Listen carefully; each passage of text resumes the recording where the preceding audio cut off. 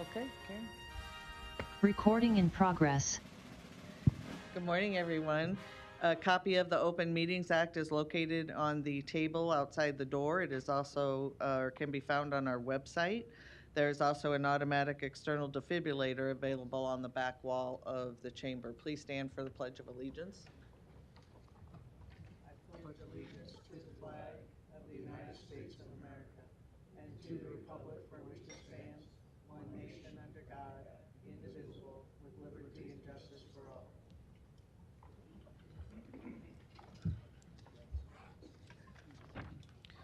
We'll begin with the agenda for the Douglas County Board of Equalization. Roll call, please. Commissioner Boyle? Here. Commissioner Kavanaugh? Here. Commissioner Friend? Here. Commissioner Garcia? Commissioner Morgan? Here. Commissioner Rogers? Here. Madam Chair. Present. Item A, approval of the minutes of the Board of Equalization meeting held Tuesday, July 26, 2022. And item B, call for a meeting and set Tuesday, August 9th, 2022 as a date for hearing on certified assessment corrections reflecting the addition of omitted property to the tax rolls or increased value on property. Is there a motion to approve A and B? So moved. Motion by Commissioner Rogers, second by Commissioner Morgan. Please vote.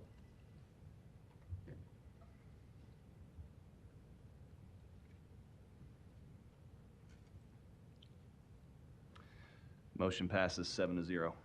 Citizen comments. Is there anyone in the chamber wishing to speak to the Board of Equalization about an item not on the agenda?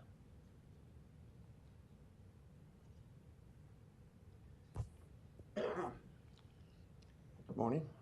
Morning. Larry Storr, 5015 Lafayette Avenue, Omaha, 68132. This morning I want to talk about the appraisal process and the valuations as being somewhat unfair. Needs to be looked at and revised. My first complaint is having it be judged by professional real estate people who have an interest in having high prices for sales and maybe fighting against a citizen that has to go before him for a protest. The last time I did was recently, and the first question he asked was, well, don't you want to live by Western Avenue? It's a good place to be. Everybody wants to go there. I said, well, I don't think that's necessarily true. And just because their properties are really popular doesn't mean you should raise my valuations because of it. One example is there's one corner lot there on 50th, I won't say which, recently sold to a doctor at the UNMC. He knocked on the neighbor's door on Lafayette Avenue to announce to them, just to be aware, I'm going to put up a 3-car garage with a half story above for maybe the grandmother apartment or mother-in-law apartment, whatever they call it. That will increase her valuation as well as my valuation.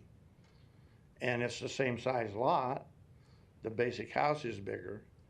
But just because he makes a remodel project and addition doesn't mean that should increase mine. And a good example of that is 2 or 3 houses up from me has been remodeled over the years.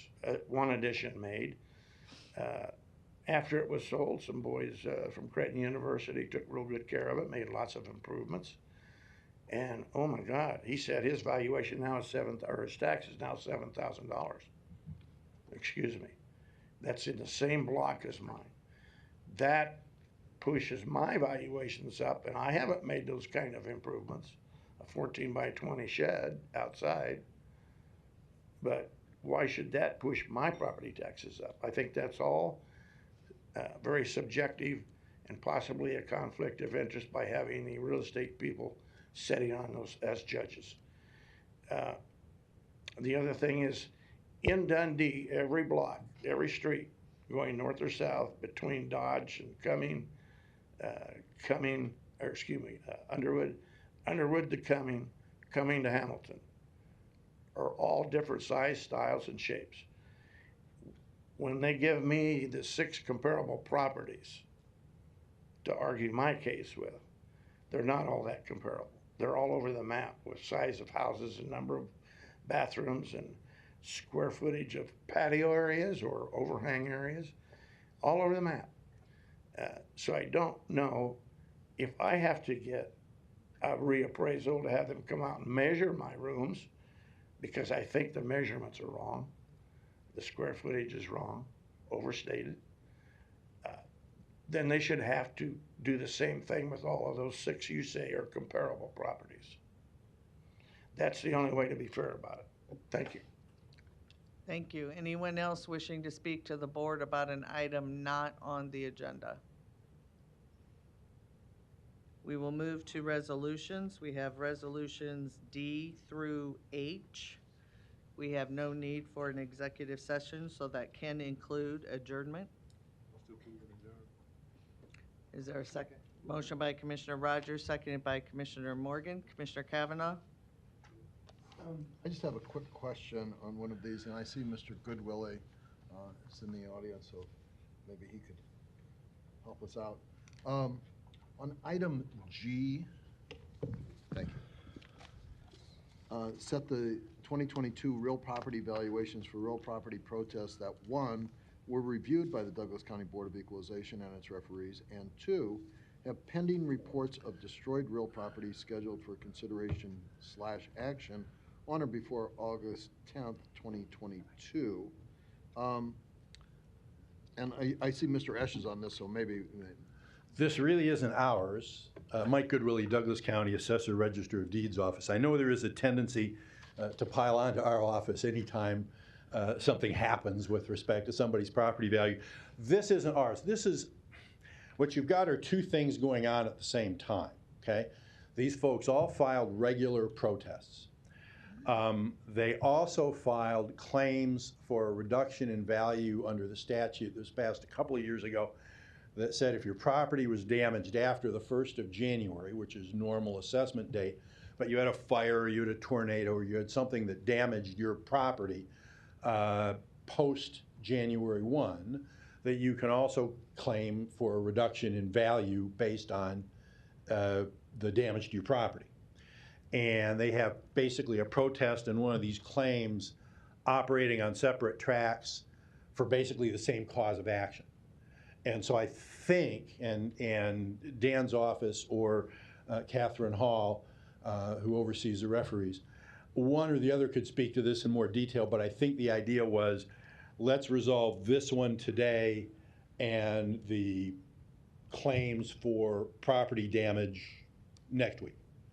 Okay, so that these two things aren't chasing each other around. I understand what you're saying. So this class, and there appear to be only 4 property owners in this class, is a subset of a much larger protest class, but these are particularly, and Ms. Hall or Mr. Esch jump in, these are particular because of this damaged property Exactly. thing? Is that correct? Dan Esch, County Clerk. Yep, Mike hit it on the head. There's actually, so because of the order, when you're protesting, you're basically saying my property was not worth this as of January 1, 2022. So that's why we're taking the protest this week.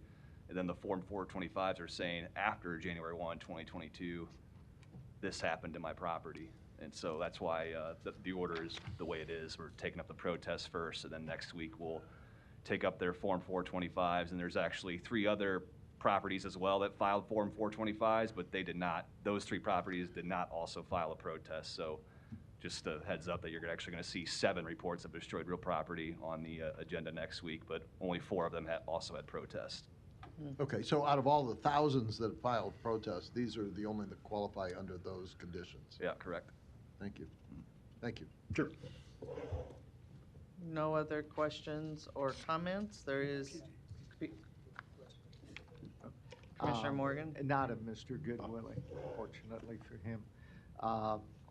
Catherine Hall's name was just mentioned. She's done an outstanding job of working with the referees and their qualifications as appraisers, and I just want to thank her for the work that she's done. And I know people will be getting those messages shortly, I would assume. Catherine might be able to tell us when those will go out to the people that met with the referee. And then we as a Board of Equalization should get the date when we're going to be meeting also at some point in time, so that people are aware that we would have a Board of Equalization meeting as we've done each of the last 10-plus years. Catherine, do you know when the notices might come out for the people? Yes, Catherine Hall, County Administration. The referees' recommendations to the Board of Equalization are scheduled to be presented to you next Tuesday, August 9th. And then those who filed protests will receive notice of the board's action on those properties to follow. Okay, so it would be probably close to the 15th before they'd get them in the mail? I believe there's a statutory deadline. I could, Yeah, County Clerk, I can speak to that, but yes, it'll follow immediately after the board's action. Okay. Yeah, we try to get them in the mail as soon as we can, but we have until August 18th, Dan Esch, County Clerk, we have until August 18th to mail them out, but we'll get them out much sooner than that. Thank you. Yep. Perfect. Okay, no other lights, no other questions or comments? Please vote.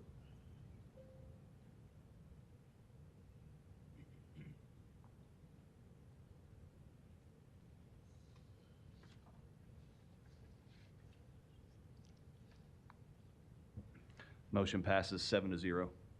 Next, we'll move to the agenda for the Douglas County Board of Commissioners. Roll call, please. Commissioner Boyle. Here. Commissioner Kavanaugh. Commissioner Friend. Here. Commissioner Garcia. Commissioner Morgan. Commissioner Rogers. Madam Chair. Present. Item A, approval of the minutes of the Board of Commissioners meeting held Tuesday, July 26, 2022. And item B, approval of claims submitted for payment processed through Tuesday, August 2nd, 2022. Is there a motion to approve A and B? Second. Motion by Commissioner Rogers, second by Commissioner Morgan. Any questions or comments? Please vote.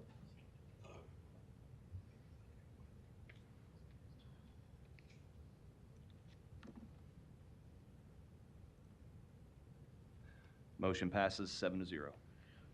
We'll move to the consent agenda, items A through F. Is there a motion to approve? Second.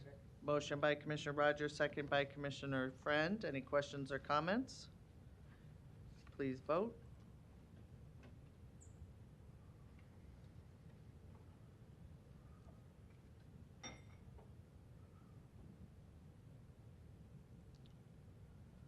Motion passes 7-0. Next, we have one recognition. I would ask Director Sherry Glassnap and Director Mike Phillips to come to the podium, please.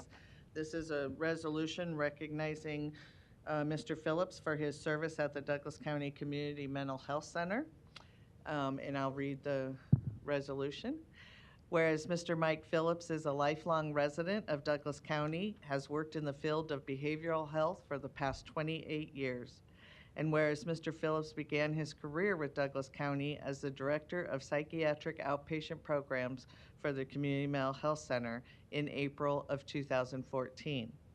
And whereas he has made a significant impact in some of the most vulnerable populations in Douglas County by strengthening existing programs and creating new ones. And whereas Mr. Phillips worked closely with key stakeholders to secure an expansion of the mental health diversion program. And whereas he also had a special interest in the interface between Douglas County Corrections and the Douglas County Community Mental Health Center to ensure individuals who are released from corrections receive the best possible behavioral health care and case management services possible.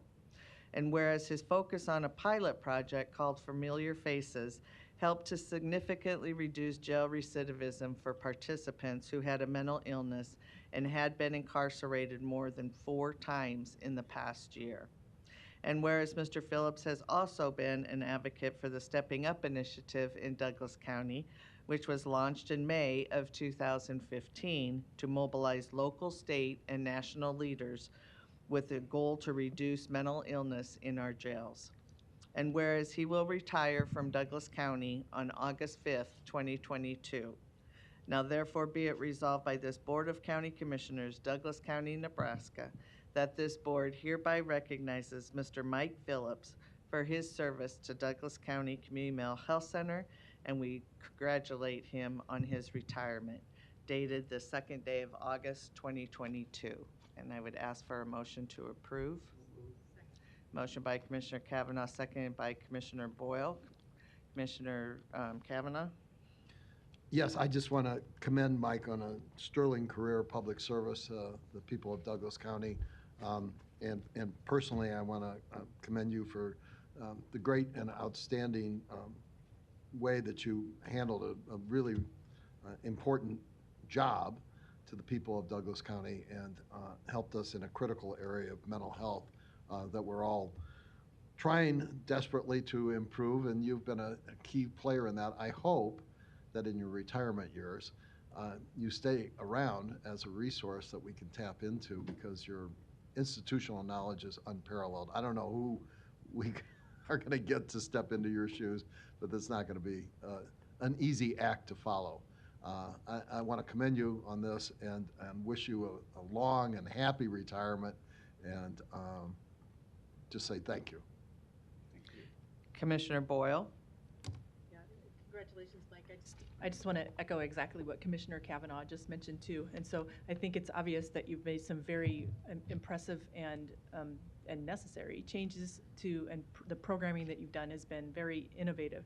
I think the most important thing to realize is that yes, you've been able to put pen to paper and kind of get things done in a very methodical way, but the thing that sets you apart is you've done it with heart.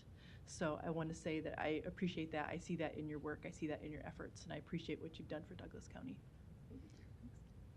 Sherry? Mike. It's like I said earlier, I'm a crier when it comes to things like this, and so I'm hoping to get through this without that. I have known Mike for many more moons than our work together at Douglas County.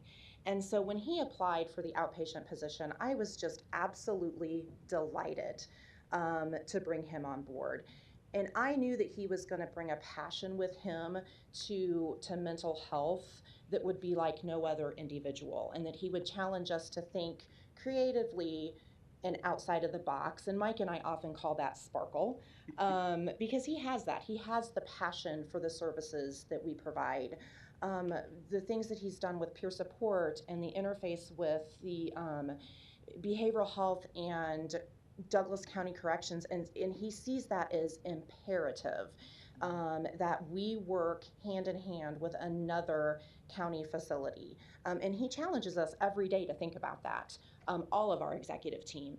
I'm gonna miss the times that I can pop into Mike's office and just banter back and forth about what we should do next or what we should do with a certain circumstance. I'm gonna miss walking by Jess's office and seeing him in with her, bantering back and forth about a situation and how we should handle that.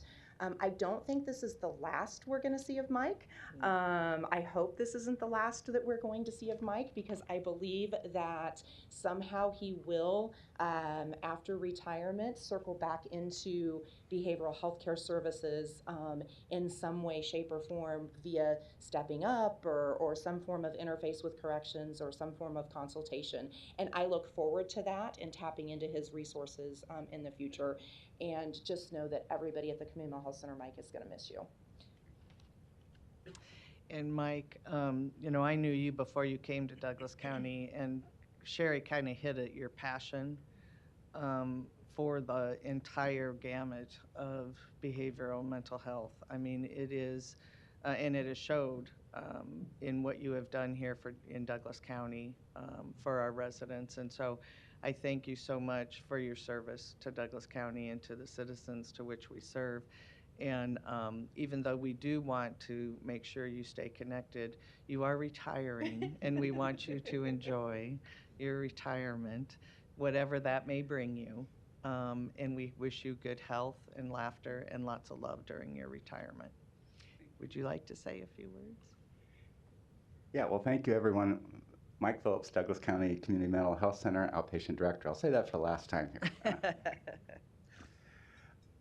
And thank you, everyone, for the kind words. I mean, it is appreciated, but I think it's to recognize this isn't an individual endeavor. I mean, the work that is done is truly a collaboration with a lot of passionate individuals. I think the Community Mental Health Center, what drew me there, and how I first interfaced with that as I sat on the advisory board for mental health diversion when Douglas County first started that, and that's before the country was talking about that interface. Douglas County had that that vision or connection to see that would happen. And so as being an advisory member on that board, and it kind of sparked that in me as much, I've always kind of had a belief in helping the marginalized and being part of the safety net of our community. I've always believed it's not what we, just barely get by or do what we have to do, it's we do what we should do. And there's a saying about you judge a community by how the ones who are suffering are treated. And so I really have a lot of pride in Omaha and Douglas County, lived here my whole life, and could make a choice to leave and go someplace else, but didn't, because I really do believe and have a passion for our community and how we can lift people up. Being part of Douglas County's Community Mental Health Center really did see the role as being part of the safety net. We truly are the safety net. We work with individuals that other agencies aren't treating very well, and they are asked not to return, or a variety of different reasons and issues, and they come to the Community Mental Health Center. And having said that, sometimes community county services maybe are thought of kind of poorly, like, it's kind of the lower end. The Community Mental Health Center really is a gem. When you think about the level of education and experience the staff have there, it truly is a gem and is a tremendous asset, I think, to our county. And so just feel it's important that the commissioners hear that. And as for me, it's like, who knows what will go on. I just felt like this is probably the best time for me to hop out. I know I'm going to use a joke David Letterman says: when you retire to spend more time with family, you probably should ask your family first.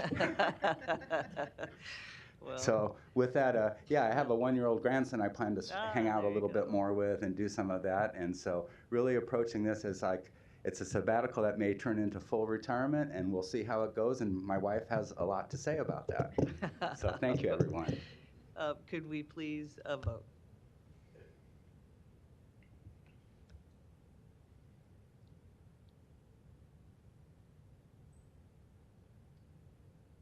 Motion passes 7-0. And we will get a picture real quick, but we want to honor you.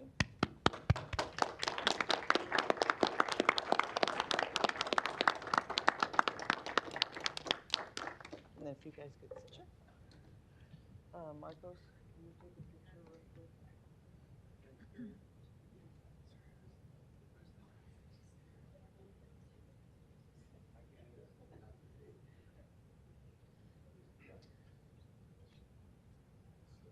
Isn't there like a box? A box? Yes, please, guys. Squeeze, squeeze, squeeze. I thought there was like a box that you stand on. No. Okay. I think. Can I go one more? One, two. We get a few more. Yeah. There we go. Is that cool? Yeah.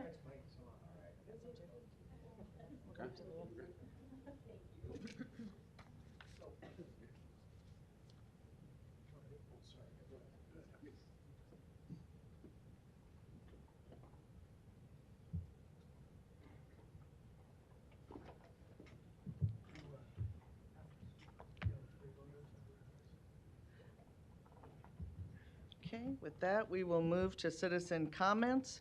Is there anyone in the chamber wishing to speak to the Board of Commissioners about an item not on the agenda?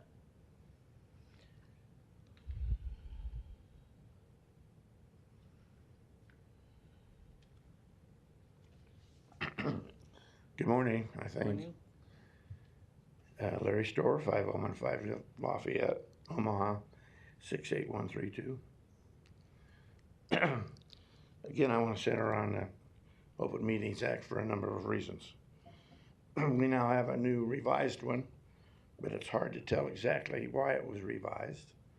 Maybe just to put a new date on it, but maybe to have something to do with the mayor wanting to be out of town. It would be nice if you would inform us as to what was revised by putting it in italics, because it is hard for an average citizen to decipher the legalese there. I want to center specifically on statute number 84 of 1412 and a couple of the paragraphs after that, and particularly in relation to what happened to me last week. The term reasonable in terms of language and rules is used quite often in this act. But what is reasonable to a lawyer is not necessarily reasonable to a citizen at the podium. However, subject to the Open Meetings Act, the public has a right to attend, a right to speak at meetings of public bodies and all or any part of a meeting of a public body, except for closed sessions. It shall not be a violation of this section for them to make and enforce reasonable rules and regulations regarding the conduct of a person attending, speaking, et cetera, et cetera.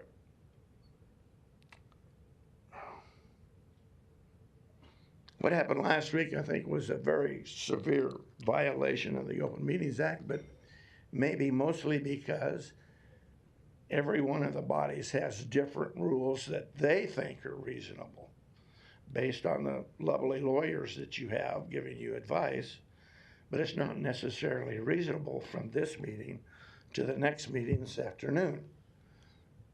For example, the right ability to hear and speak. Hear is part of that. I have no problem in this meeting. I can hear every one of you and the people at the microphone. For some reason, every city council meeting in the afternoon is extremely difficult to hear everybody because they will not set it to their microphone.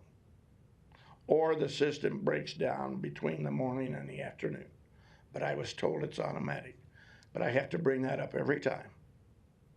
Now, last week, I tried to get up because they were closing a meeting after they had withdrawn something and put it to the discussion later out of the consent agenda. They have 3 or 4 consent agendas. That's confusing. I thought I was within my right to stand up and try to get attention to say, excuse me, you're supposed to ask for those 2 items. Are there any comments from the citizen? They did not. I objected to that. He objected to me. So I went into my little act about excuse me, I couldn't hear you, Mr. Festerson. You run so fast through what items you're going to cover or not cover out of that consent agenda that a citizen off the street this morning will not know what the hell you're doing. They might have to stand up and ask you, excuse me, what items of those are you going to let me speak or not speak on? You need to slow down and repeat it. This body, I think, is the senior body, like the Senate. You're older and wiser and maybe have supersedence over the city council. So I suggest that you get together with them and make your rules, their rules, similar to yours. 1 minute. Easy to understand. And the same way with the Omaha Public Schools, completely out in left field. Now they have a copy of that Open Meetings Act posted on their board from the National Association of School Boards. And now even our governors and our school board association wants to pull out of that National Association of School Boards for lots of reasons I don't have time. At least you don't have a copy put out to you by them. However, the National Association of Counties is a similar type body that sits out there in the wonderland and gives you information for you to use in your meetings against citizens. You get paid to listen to us, not to them. Thank you. Thank you. Anyone else wishing to speak to the Board of Commissioners?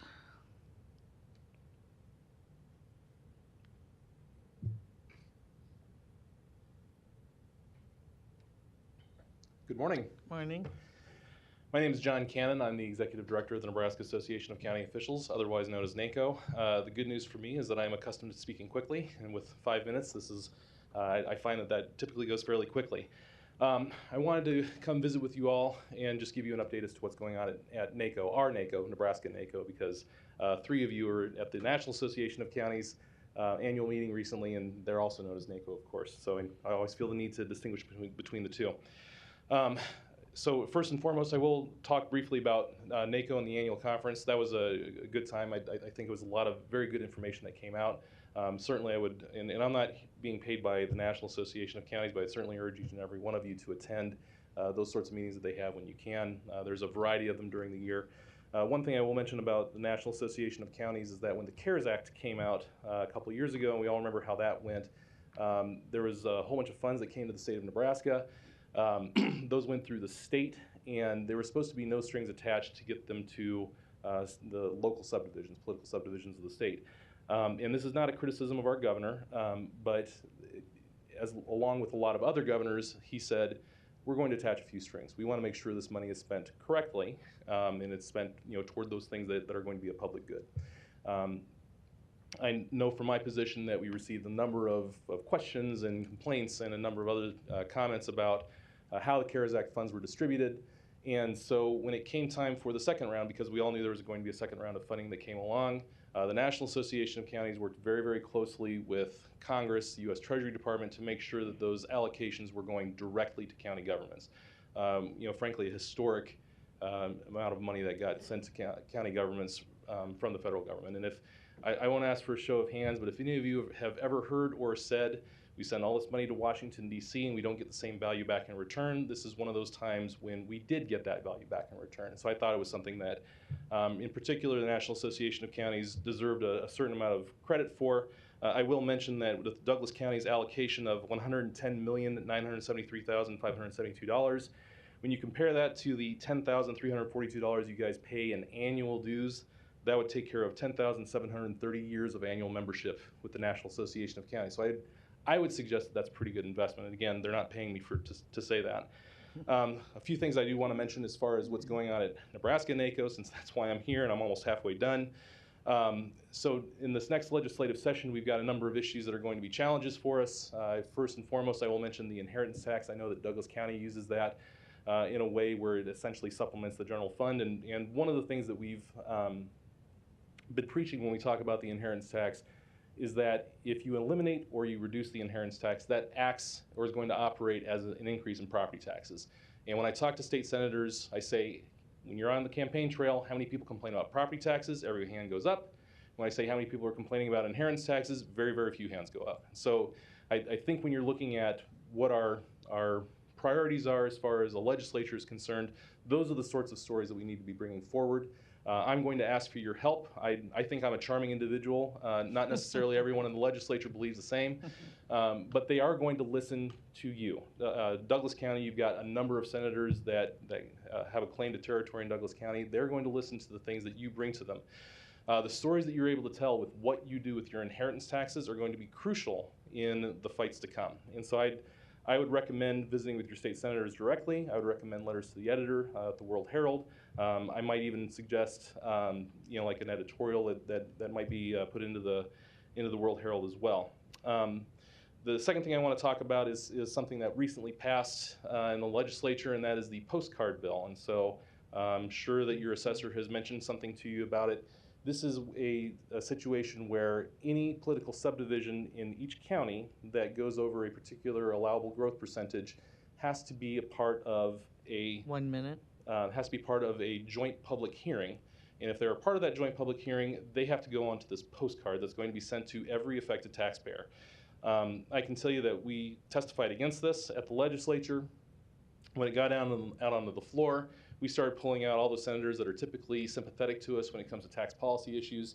Every single one of them said, how do you vote against the tax transparency bill? I said, okay, our goose is cooked.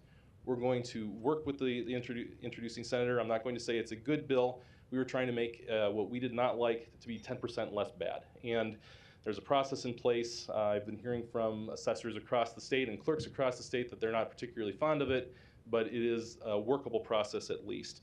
A couple other things I want to mention because Candace told me to mention them. We have a legislative conference October 28th in Gering. I would invite all of you to come. If there's things that you think need to be on the agenda for NACO to bring to the legislature, that is the place to do it. Our annual conference is December 14th through 16th in Kearney, and I'm out of time. And love to talk with you. I gave my business cards to Dan. I hope he passes them out. I am your employee. This is not any kind of special trip that I'm making. If there's anything you want to talk about, I am obligated to answer to you and be down here anytime that you want me to. Thank you very much. All right. With that, anyone else wishing to speak to the Board of Commissioners about an item not on the agenda? Seeing none, we will move to our presentation. Presentation of the 988 Suicide Crisis Lifeline. This will be presented by Kyle Kinney, who is the program manager for the Nebraska Family Helpline. Good morning and welcome.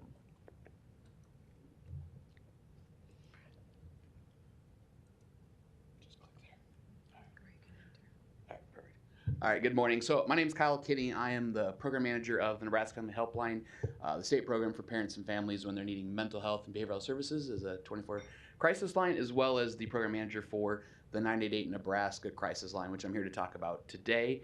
Long story short, because time is of the essence, of course, we have a suicide and mental health issue in our country, and that has only grown through the pandemic. The ironic thing is the 988 transition really began before the pandemic. The pandemic just sped it up, if you will, at least from the need perspective. Why this is becoming important, why the transition is occurring, is nationally in 2020, there was approximately one suicide every 11 minutes. In 2020, people aged 10 to 14 and 25 to 35 years old, suicide was the second leading cause of death. And from April 2020 to April 2021, over 100,000 people died from drug overdoses, whether intentionally or unintentionally. In Nebraska specifically, it is the second leading cause of death for ages 10 to 34. That's right, age 10, second leading cause of death is suicide. It's the fifth leading cause of death for ages 35 to 44, the sixth leading cause of death for ages 45 to 54, seventh for 55 to 64, and 18th for 65 and over. Overall, it's the 10th leading cause of death in Nebraska, and on average, there's one death by suicide every 32 hours. So it is clearly an issue. It's a public health issue. It's a mental health issue. It's a substance abuse issue, and really has become the priority nationally. Where this came out of is a federal thing. Federal legislation mandating the rollout of 988 as the mental health and suicide crisis number nationwide was to occur by July 2022. That process began in 2018 by the FCC in conjunction with other state agencies to study what that transition would look like. A lot of that came out of the state of Utah, which had begun a statewide transition from a crisis hotline to more of a crisis lifeline, really mirroring the 911 infrastructure. In 2019, the FCC reported to Congress recommending that approval for the 988 Easy Dial code, and in 2019, it was designated. In 2020, they finalized the rules and order to make that possible for the July 22 transition to occur, along with approving the text accessibility for crisis services through texting into 988. So it comes out of federal legislation. Here's what the transition really means. The National Suicide Prevention Lifeline has existed for 30 odd years, and it's been a national program overseen by SAMHSA and Vibrant Emotional Health. And you have local crisis centers providing those services with that national oversight, as well as a national backup network. As it relates to Nebraska, the Boys Town National Hotline has been the lifeline provider since 2005, as well as the initial national backup center. So let's say you're sitting in Illinois and you call the National Suicide Prevention Lifeline and your local center is overwhelmed, it would transfer to that national backup center for that backup support. And so we've been providing those services since 2005. What the federal legislation is doing is it's transitioning that suicide prevention lifeline, so that 1-800-273-TALK, the number that we've seen put through the media every time there is a celebrity death by suicide or a crisis, a pandemic. You see that flash quite a bit, of marketing and communication that's gone on. It's transitioning that long-digit number to 988, as well as creating that infrastructure to really mirror a 911 response, but for mental health, substance abuse, and suicidal crisis. And so it's more than just the crisis phone number. It really is a system. And this initial, what happened July 16th, was it transitioning the first step into the 988 short code to a local crisis center. And so what happened for Nebraska is the Suicide Prevention Lifeline transitioned to 988, and all those calls would then route to Boys Town. It's the first pillar. It really is a transition. It's easy to think, oh, 988 happened and it's done. That's not what has occurred. the first step was that someone to call, and that needed to be in place by July 16th. And so as of July 16th, folks that called 988, they routed to the local crisis center. There's about 200 across the country. Again, Nebraska's in a pretty good place because it's one crisis center, so they're all going to route to the same place and make easier than routing and connection to local services from that standpoint. The second pillar is the someone to respond, and that's the mobile crisis, and we'll talk about that. And then the third pillar really is somewhere to go, and that's the psychiatric ER, the crisis stabilization units, things along those lines. So we'll talk about those specifically. Where are we at now? So with that transition on July 16th, anytime you call from a Nebraska area code, 402-531-308, it's going to route to the crisis counselors operating the 988 Nebraska Crisis Lifeline. Those crisis counselors are going to work to de-escalate the caller, whether they're in a mental health, behavioral health, or substance abuse, suicidal crisis. They're going to assess safety, both from suicidality, lethality, as well as homicidality. They're going to work to safety plan, and that's the meat of the work, where we could take someone who's in, has a suicidal thoughts, has a suicidal plan, and safety plan so that they can remain safe in their home, in their community, without having to utilize those more intensive resources. Once that safety planning has occurred and everybody's in agreement that this is a safe situation, we're going to do some resource navigation to connect to local, personal, individual resources, whatever those might look like, whether that's mental health, substance abuse, peer support, something more intensive. It's going to be really identified with what their needs are. And then we're going to follow up. And so we schedule a follow-up call for anybody that has that current suicidal ideation to ensure that we've continued to remain safe, but even more that they have navigated those resources. They've been able to connect with a therapist, or they've gone in for their assessment, or they've been able to get their medication refill achieved, those kinds of things. Because that follow-up piece is where we don't have to continue to increase moving up the ladder of need, if you will. And then finally, one of the things that has become part of the 988 that wasn't there under the Suicide Prevention Lifeline is the ability to activate mobile crisis response when it's appropriate. So instead of having to call for maybe a welfare check or something along those lines, or hope that they're just okay, you can send out a therapist team who can go out and obviously assess the situation face-to-face, de-escalate, and then put aftercare services in place. And so those services have been available in Douglas County and the Region 6 behavioral health area since 2012, and have been able to be accessed from a youth standpoint through the Nebraska Family Helpline. The transition to 988 has allowed the availability to be more than just law enforcement at this point. So that's been a nice development there. So what is the need for Nebraska? So prior to the July 16th transition, as communication, as awareness has gone on of the coming transition from the Suicide Prevention Lifeline to 988, calls from Nebraskans have increased, and much like it has across the nation. You can look in January, the calls from Nebraskans to the Suicide Prevention Lifeline started right around 900 and has worked up to well over 1,000 the month prior. For the first month where it was active as 988, we're well over 1,200 calls for the month. And so it is continuing to grow. Since the July 16th transition, we're up over 60% on daily average. So folks were aware and certainly have utilized the new old service, if you will. From the national perspective, the Suicide Prevention Lifeline is proven to work.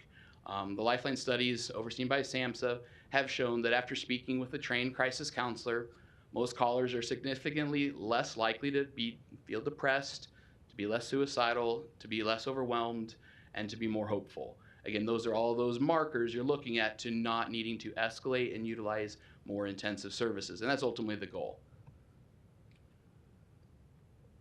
That second pillar that makes up the 911 or the 988 system is the someone to respond, and that's that mobile crisis response. And so these teams of crisis responders are overseen by each of the 6 behavioral health authorities, the behavioral health regions across the state, with teams designated to specific counties. So in the Douglas County area, that's provided by Lutheran Family Services. And again, they've long been a partner to the Omaha Police Department, Douglas County Sheriff's Office, as well as community providers like the Nebraska Family Helpline in providing the youth response. and really have partnered then with OPD and Douglas County Sheriffs for their co-responder program as well. With the 988 transition, the goal is to continue to expand those teams, both from a utilization standpoint, because I think if you would talk to Douglas County Sheriffs or Omaha Police Department or us at the hotline, we want this to be utilized more, because not only one is if I have a choice between sending out a law enforcement officer or a therapist team, I'm going to pick therapist team if it's safe enough, right? I mean, you got to guarantee safety for everybody involved, including the person. If they're in the act of suicide or have done something, then we need emergency medical, right? Like that didn't go away. But if we can avoid getting to that point, I would much rather send a therapist and their team. And so expanding the utilization is very much a goal. Additionally, utilizing different modalities, increasing the face-to-face. Telehealth really was able to quickly develop with the pandemic, so that was in place, as well as utilizing phone and centralized locations, particularly when we get to that third pillar of having somewhere to go. Utilizing and tying in the co-responder models, so what is occurring with the Omaha Police Department, with having co-responders in each of the precincts, as well as at the Douglas County Sheriff's Office, where those licensed individuals are responding with law enforcement to those 911 calls where it's highly suspected that mental health is at play, as well as their ability to follow up with some of their frequent callers to 911 who are very much more having perpetual mental health issues. And so partnering with them is that overall system. Tying in peer support resources to the mobile crisis response system, where the therapist goes out, but also a peer responder, someone who has that lived experience that can connect with them and then become that follow-up service and help them navigate both the services, but also be that support person, that is literally in their community. Because we're all about taking the phone calls at the crisis line, but if there's someone that is actually in their neighborhood, that actually knows them and can put face-to-face and has a personal relationship through that peer support system, that's much better. I mean, it's always better to have a named face, a known face, than a nameless face. Additionally, wanted to develop the post-crisis follow-up. I know Lutheran Family Services and Heartland Family Services and the rest of the Region 6 area have a number of services that become available through the mobile crisis response, stuff like assessment, evaluation, free therapy, those kinds of things, ability to access medication management that just are part of accessing that system. And so continue to prop and increase that across the state. And then helping them as they navigate those services for the long-term support that is needed post-crisis. One of the things I think that is needed in those next steps is having that someplace to go, the vision for that. This is more brick and mortar. Crisis call center it's been around since, '89. We had mobile crisis. It's been readily active and available since 2012. Needs grown, needs beefed up, needs available, needs utilized. But the somewhere to go this is where the work is going to happen. Looking for those services like crisis receiving, crisis stabilization. Those are developing. There are options, but they're not certainly readily available and certainly not readily available statewide. Utilizing things like bed registry and direct referrals into services from the crisis hotline perspective. So when someone calls in to 988, the ability to navigate directly into a service. So there's things like open beds. Those are being piloted across the state. I know that Region 6 is currently piloting the open beds platform that ideally would become part of that someplace to go. Having that same day or next day assessment, outpatient, and medication management options, that's in development, and that's a capacity issue. There's more need than there are providers. Omaha is, from a Nebraska perspective, Omaha is service rich, but at the same time there are still shortages in particularly medication management and same-day assessment. Those are not readily available. Growing the mental health and substance abuse crisis respite for youth and adults. For youth, this is really not available. This is very much a brick and mortar that does not exist, and so that is a long-term goal and plan under the 988 system. And then finally, peer-run hospital diversion and peer-run crisis respite, whether that can be tied into the call center response or the mobile crisis response, or even someone that's housed within the psychiatric ER or the PES or those types of facilities where they can catch at the door, if you will, and divert into a less intensive, less costly type of service that is going to be able to provide the safety and stability, as well as, all right, what really is going on with this crisis situation. That very much, the somewhere to go becomes more of a vision than a current reality. So where are we at right now? On July 16th, it was, let's call it a soft launch. We transitioned the national hotline to a localized crisis lifeline. And that is very much was the goal in that initial. What are we working on right now is the ability to respond to crisis calls, texts, and chats. We're currently operating 24/7. And so the ability to maximize response and coverage and connections to all the services. The long-term vision is one where the system provides more opportunities for crisis services. Again, the parallel is very intentional between 911 and 988. You call 911, you're automatically guaranteed law enforcement, emergency, medical, and fire. When you call 988, the goal is parallel response. They don't always need law enforcement, they don't always need fire, and don't always need emergency medical. So what are the parallels to that? Again, we're starting with someone to respond, the mobile crisis, and places to go. It took 40 years for 911 to fully implement across the country. I did not realize that. I learned that in the last 6 months. I've learned a lot in the last 6 months. It's going to take 988 time to develop as a system, but it can't take 40 years. And so that's very much the goal as the state of Nebraska. From an infrastructure standpoint, like I said, transitioning from the national perspective of SAMHSA and Vibrant, they're then working with each individual states through their divisions of behavioral health to oversee the local services. So I operate out of Boys Town. I answer to the Division of Behavioral Health with DHHS as they're the contract manager and contract holder for the 988 system for the state of Nebraska. And so if you have any interest in learning more about what the implementation process has been over the last 18 months, I very strongly encourage you. You can go to the website on the link, but you just hit 988 Nebraska. It's the only website that's going to pop up. You can look through the different the meetings and presentations that have been provided, as well as all the documentation. Or if you're just like, I'd kind of like to have some cards to hand out, you can print from there or request materials from the DBH as well that you could provide. I know they're currently getting a large boxes of cards to hand out to law enforcement. Specifically, is they're often the times where they're responding to a scene where it would be better where they were talking to 988 than law enforcement or anything like that. So that's really where things are now. I do welcome any questions or comments or however I can be helpful in understanding what this transition has begun. Well, thank you, Kyle, and that presentation was perfect, so thank you. We do have a couple of lights. Commissioner Kavanaugh. Thank you. Just to start, could you forward us that PowerPoint that you just... Absolutely. I'll send it to Marianne, and that'd be the easiest way to distribute it. Sure. Absolutely. I will also comment, there's a very similar version on the DHHS website that is it's a little longer and has a little bit more detail. If you're like, I want all the information, I pared it down a little bit for this audience and this time allocation, but you can certainly have both. Thank you. So these statistics that you give us on suicides are chilling. With Nebraska coming in at 1 every 32 hours, that's over 300 a year. I think that's more than car accident deaths. It's up there, anyhow. And what I'd be interested in seeing is, to map trends, you have to look over time.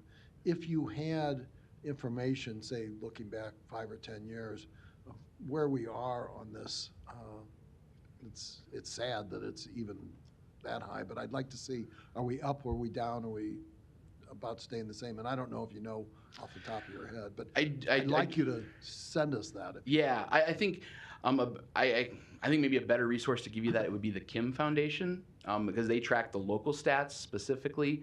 I can certainly give you the kind of the national trends and those kinds of things. Do you know off the top of your head Nebraska's trend? I don't know the long-term trends. I know, here's what I do know. From the Suicide Prevention Lifeline operate out of Boys Town, so for Nebraska response, as well as the Boys Town National Hotline, so a national youth response. You go back 15 years, suicide didn't make a top 10 issue. But in the last 15 years, it's now 1 or 2 as far as why people are calling. And so when you talk about going all the way through from experiencing suicidal thoughts, is there probably a general understanding that folks are talking about it more? Yeah, I think that's occurring. I also think Folks are asking for help more. And so I think all of it's probably up if from that standpoint. But I appreciate that. I'd be interested in the actual numbers Yeah. of suicides if you have that available. Please. Yeah, share that with yep. us.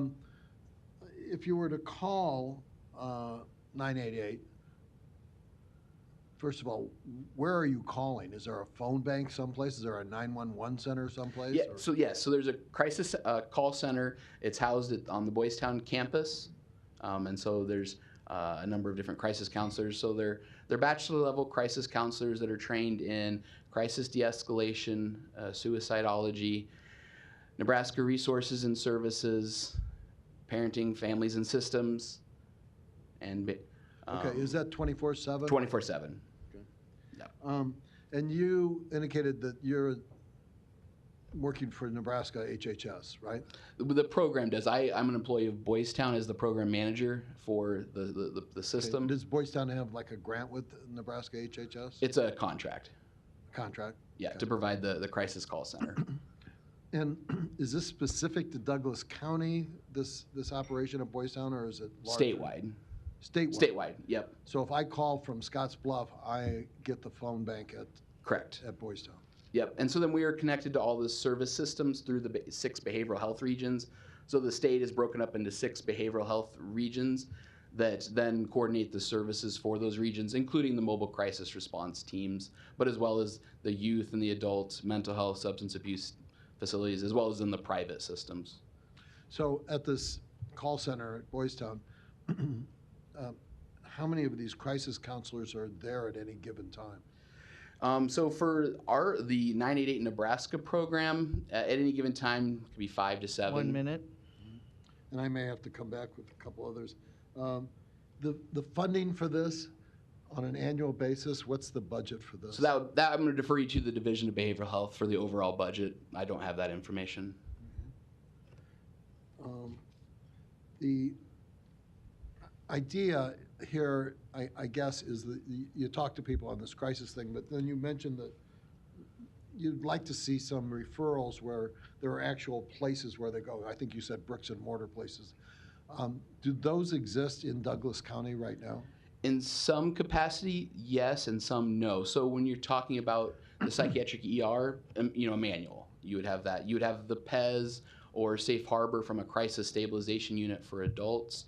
From a youth perspective, by and large, not publicly accessible. You have some that are privately accessible through like the probation system.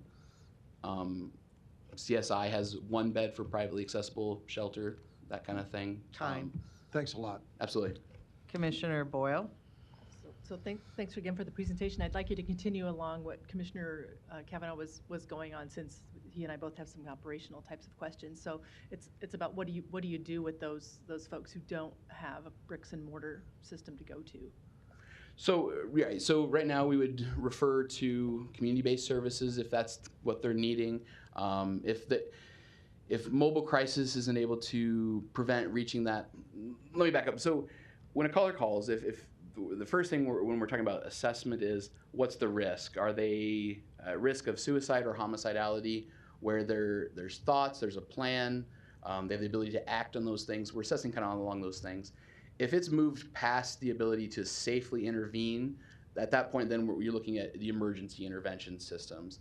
But if it's less than that, if we can avoid getting to that point, we're looking at mobile crisis that's going to go out and connect to existing services like mental health counseling, psychiatric assessment and evaluation, medication management, utilizing those services. It is the someplace to go is harder to navigate, and so then it's how do we safely plan to manage them in the home, and so utilizing the existing case management type services for that. It seems like a huge undertaking. So when I look at 988, I'm trying to figure out again. I do more visual things. I almost need like an algorithm or an organizational chart to say where 988 falls.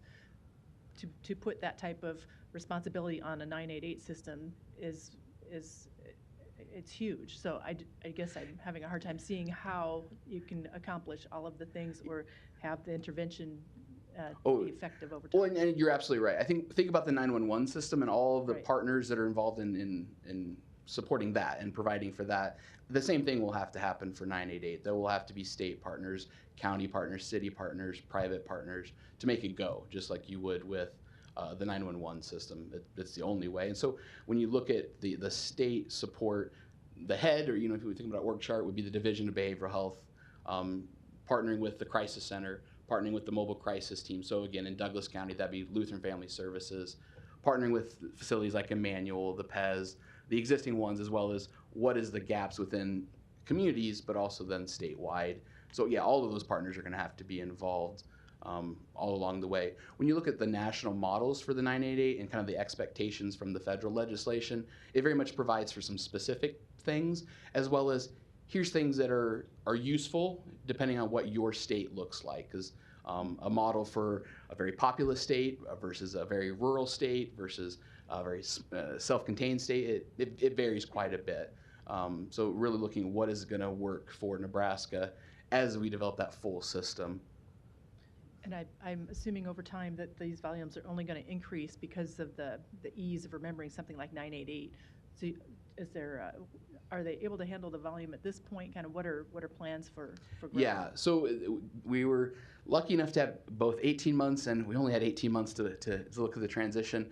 Yeah, we have planned for a fair amount of growth, and so yeah, we're able to meet volumes at this point. I think there's definitely a number where it would exceed, but I think we're within projections right now. So I'm comfortable with our ability to respond from a crisis line perspective. Good. And then going to the crisis line again, Commissioner Cavanaugh alluded to this.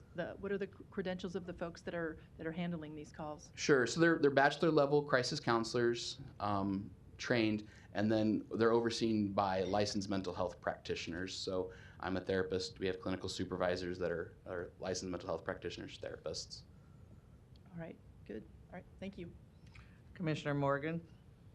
Thank you very much. On getting the PowerPoint, maybe Karen can give you the email to send it to, so then we can get it out to the commissioners and some others. How long have you been in this kind of work? Sure. So I've always been a human services professional. I've been a therapist for a provisional and then a licensed therapist for 12 years or so. I've been working at the crisis line since 2013 with the Nebraska Family Helpline. I was the clinical supervisor, then program manager there for the last 5 years, and then have taken on the 988 Nebraska program with the transition. So the 988 Nebraska over the last probably 6 months or so. Really, I really respect your efforts and what Thank you're you. doing and trying. I have a really good team and really good partners, so it's very helpful. I'm sure. When you mentioned the beds available that someone's, near suicide, UNMC, CHI, Methodist, do they have? And maybe I shouldn't ask the question, but I'm wondering if they have beds. I would have to you call or what? No, so. We don't currently have the ability to access their bed registry. So that's when we talk about that open beds pilot, that's kind of the goal, is that folks like us would have the ability to navigate those open beds. But I don't currently have that, and that's in development. So I don't know exactly. You'd have to ask them directly. So there's not a number that you can give someone, this would be a number to get the right help. Oh, yeah, we can, yes, we do have the ability to connect them, but as far as, there's a difference between saying, all right, we need to go to the emergency room, and since most of these are typically a psychiatric, they would go to Emmanuel from an Omaha, Douglas County perspective. So certainly can go there. Whether there's going to be a bed available, I mean, they're not going to release someone who's unsafe. So I mean, they have very good safety protocols. But as far as how readily available, those kinds of things, that's going to vary. I think they would tell you there's more demand than there is availability. At least they certainly do in the presentations of theirs I've seen. So, my understanding is, I've heard it several times, that at 72nd and Mercy Road, where they've taken down the southeast corner office building that was there on Mercy Road, they're building a community mental health facility there. Have you heard about that? I'm familiar that it's being built. Yeah, it's being built. Yes. It'll be, again, like any service, how will it be accessed and how will we partner with it? Right. I'd say that's probably a little bit downstream at this point, but yeah, we'll partner with anybody to help it easier for the callers and the folks in need. And also maybe give Karen Cole your phone number so that if we wanted to come see your operation at Boys Town. Sure. Yeah, absolutely. I would Go there. We'd always welcome a tour. We were there for church last Sunday. We really appreciate all that Boys Town does for the Thank youth you. and been at some of the homes and so on. Mm. So that'd be great. Yeah, absolutely. Thank you again for the work you're doing to help Thank and you. assist people. No other lights?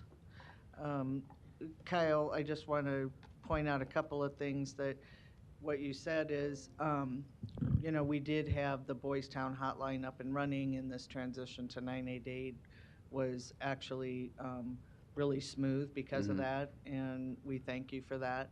But we do have to build up, and we talk all the time about what that capacity of services is that we need. We also are real excited about trying to increase the peer support program. Thank you. Yes, that was a program that we launched onto quite quickly. Yeah. But with some changes from DHHS, we have to kind of backtrack a little bit, and so Okay. hopefully we can get that back on track. Because in my opinion, is having someone with that lived experience respond to someone who's having that experience is far more instrumental in getting them de-escalated than if we were sending law enforcement or someone who doesn't know really what they're going through. So we're excited to get that started, and we understand it's going to take a little time. Things don't happen overnight, and as you said, it was a long time for 911, but we are on the same page that it can't take that long for this, and it won't. And but we're excited to get things going and started with that building of that capacity and program. So again, I thank you very much. I will ask if there's anyone else in the audience or on Zoom that has any questions or comments about this presentation. All right, seeing none. Again, thank you so much for being here, and we appreciate all you do. Yeah, thanks for having me. Thanks, Kyle. With that, we will move to our first public hearing, our resolution to approve a special use permit to operate a major home occupation on approximately 1 acre of residential property, specifically firearm sales and transfers. The address is 10220 North 187th Avenue, Bennington 68007. This public hearing has been continued from Tuesday, June 7th, Tuesday, July 12th, Tuesday, July 26th. After this public hearing today, this board can take action if they so desire. So with that, I think we'll start off with Dave just again giving us a brief background of what this request is and kind of launch the conversation from there. Dave Forrest, Planning and Zoning Coordinator for Douglas County. Thank you very much. This applicant, Quentin Erdman, came before the Douglas County Planning Commission in May of this year, and at that time the commissioners approved to recommend that to you, this body, that a special use permit be granted for a major home occupation for firearm transfers, limited amount of sales. And as you said, you've continued this several times, so Mr. Erdman's here today to answer any questions. Thank you. Mr. Erdman is here. This is the public hearing. Are there any questions or comments for Mr. Erdman or Mr. Forrest? Commissioner Kavanaugh? Kind of an informational thing on the types of guns that would be available for sale. Would these include assault weapons? Sorry, would you like me to introduce myself first? Yes, your name. Sorry. Quentin Erdman. I am the owner of 10220 North 187th Avenue. As far as your question, the types of guns vary between handguns and semi-automatic rifles or bolt-action rifles. It would be, the transfer part would be simply be doing the paperwork for whatever firearm was shipped to me to complete the ATF requirement. As far as my own personal sales of firearms, I don't have any in mind at the moment. I do know that amongst my law enforcement friends, the semi-automatic rifles are kind of what's in vogue right now.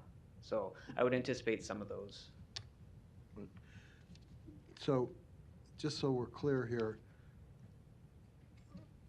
under this permit, you would be allowed to sell assault weapons, yes? Semi-automatic rifles. Is that correct? Okay. Thank you. Commissioner Friend? Thank you, Madam Chair. Quentin, so, Mr. Erdman, sorry, is an ATF, if you're a registered ATF dealer, is that synonymous? Do you have to have a federal firearms license? In order to do what I would like to do, yes, you do have to have a special. So if there were, saw a number, based on some of the information that we received, let's say there's over 800 ATF registered dealers in the state of Nebraska. Every one of those has a federal, every one of those individuals or organizations has a federal firearms license, correct? If they're engaging in lawful transfers. They're synonymous. So yes. In order to get an ATF registered dealer license, you have to be you have to have a federal firearms license, correct. Right? Which order do those come in? Or are they all at the same time, right? The next step for me would be to apply for the actual federal firearms license. Once they would grant or deny that, if they grant it, then I would be a firearms dealer. Okay.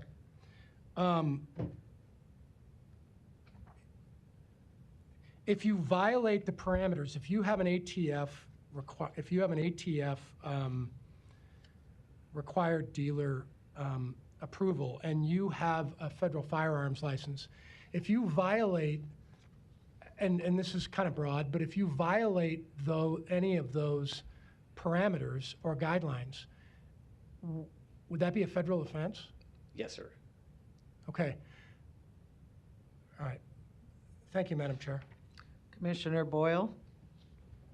So thanks again. I know this has been a kind of a long process, and you've also met at one of our committee meetings separately from this too. So, and first and foremost, I want to say your credentials are absolutely without question.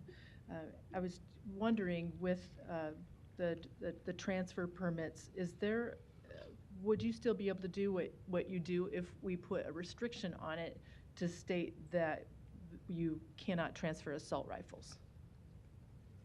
I would still be able to do handgun transfers and bolt-action rifles, shotguns. So I would be able to do those type of transfers. Types of transfers, okay. I think, to be honest, just personally, I have an issue with transferring assault rifles out of a residential neighborhood, and so that's my biggest thing. I completely, like I said, your credentials are without question. I think if I were to choose someone to do this type of business, it would be you. If it were in a business setting, I would feel less concerned. And so, but like I said, that's probably my biggest issue, to be honest with you. So thank you. Commissioner Friend? Thank you again, Madam Chair. Mr. Erdman, so I don't have a federal firearms license, and I am not an ATF registered dealer. If I wanted to sell a gun, a weapon, whatever you want to call it, and assault weapons is a strange word because I can assault somebody with any kind of weapon. So there's a lot of there's a lot of information flowing around out there in public, and my colleagues, we've talked about this on various occasions, and it's valuable discussion. It really is. But what I want to ask is, if I wanted to sell a gun that I have in my house to a neighbor that I've known for 10 years, does the ATF know about that transfer? Is that illegal according to federal requirements right now? Private sales are permitted. You would not be required to notify the ATF, as far as my understanding. Only if you were to engage in regular commerce, I believe that would fall under the ATF regulations. So But just so we're individual clear, sales when would be all right. just so we're clear, when I make that transaction and I sell it to my dad or my friend sitting next door, the ATF does not know about that transaction. Correct. Okay. That is what some would call a ghost purchase, okay? Now, look, I'm not going to opine. I've had years that I could opine on stuff like this, and the funny thing about it is all of us as policymakers have opinions on this type of thing.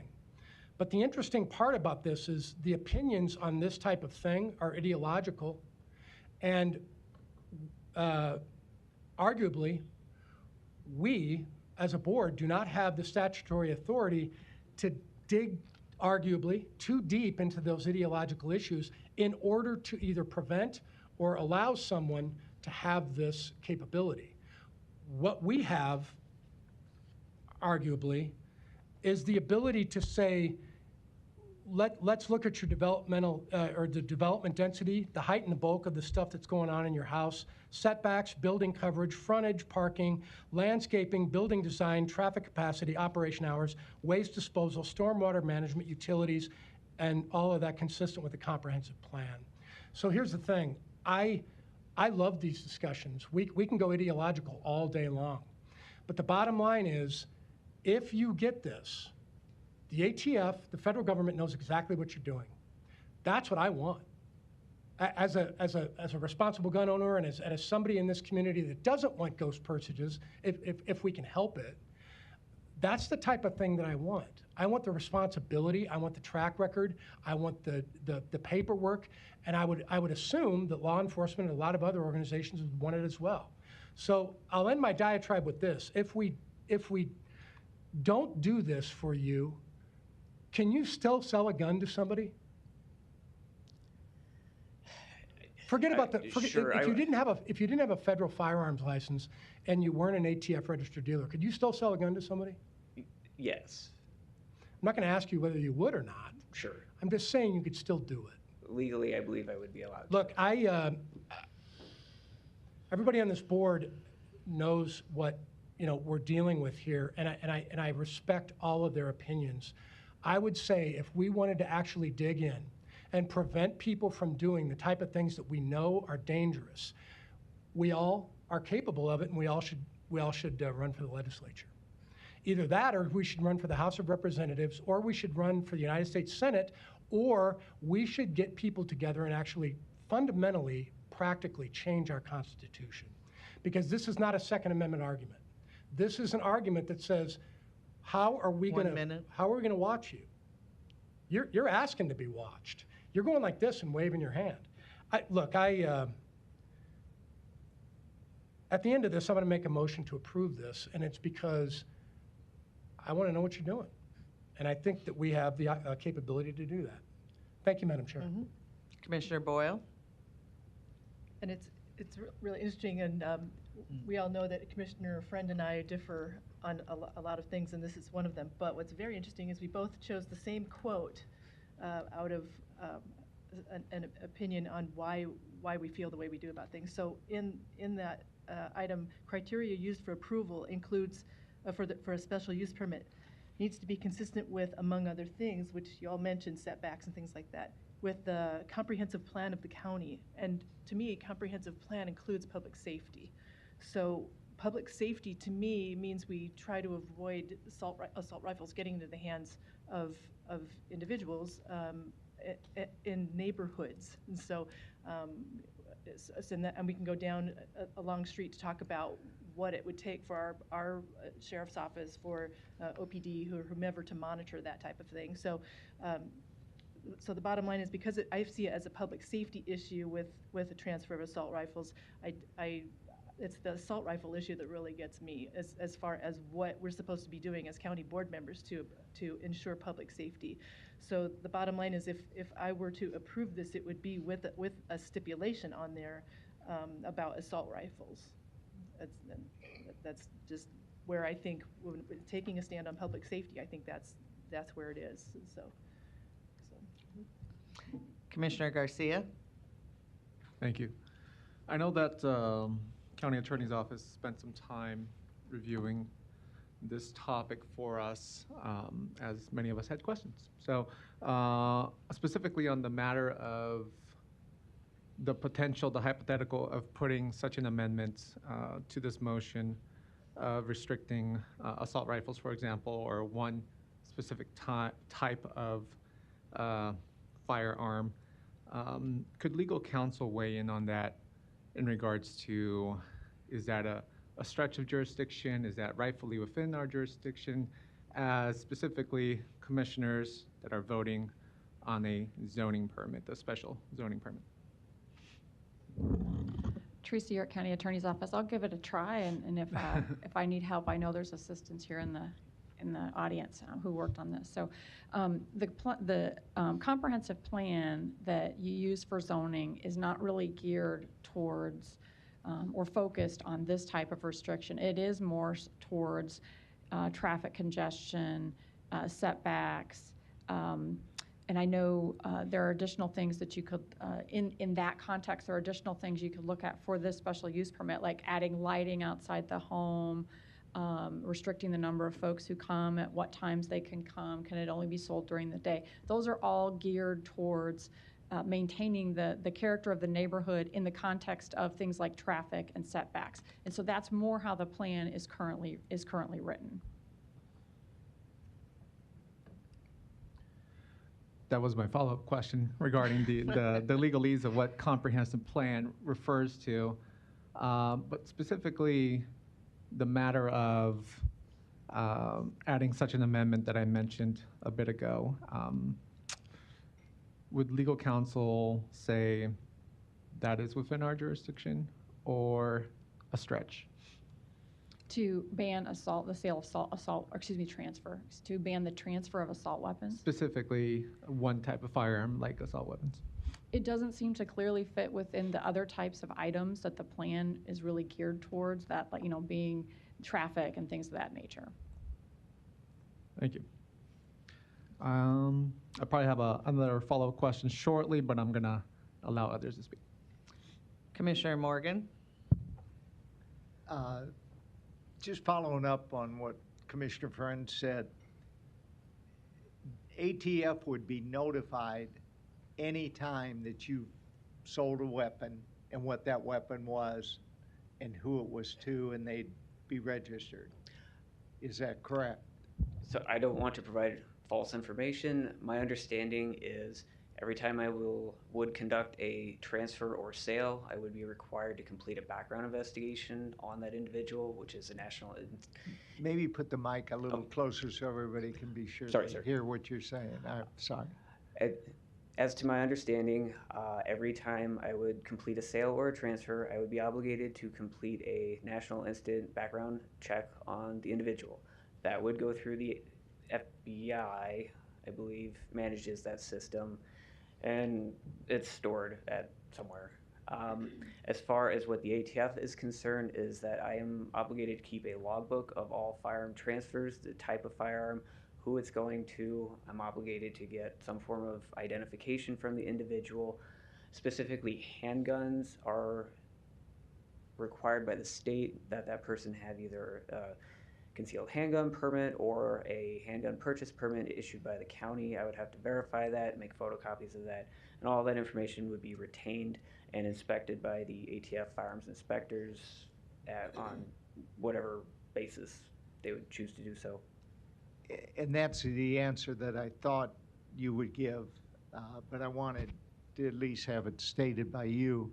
The other part of that is, if you start to sell some assault rifle or whatever you sell, a weapon, and don't report that, I think you'd almost be automatically serving several years in one of the penitentiaries, as I understand it. Am I correct on that? Yes, sir, and I would take it one step further. Given my profession, I would throw all of that away for a $10 transfer. So I would not be in the business of doing that. Not only are there criminal penalties, but I think there are also severe civil fines associated with failing to abide by the terms and conditions of the ATF license. And you wouldn't be seeing your children as often?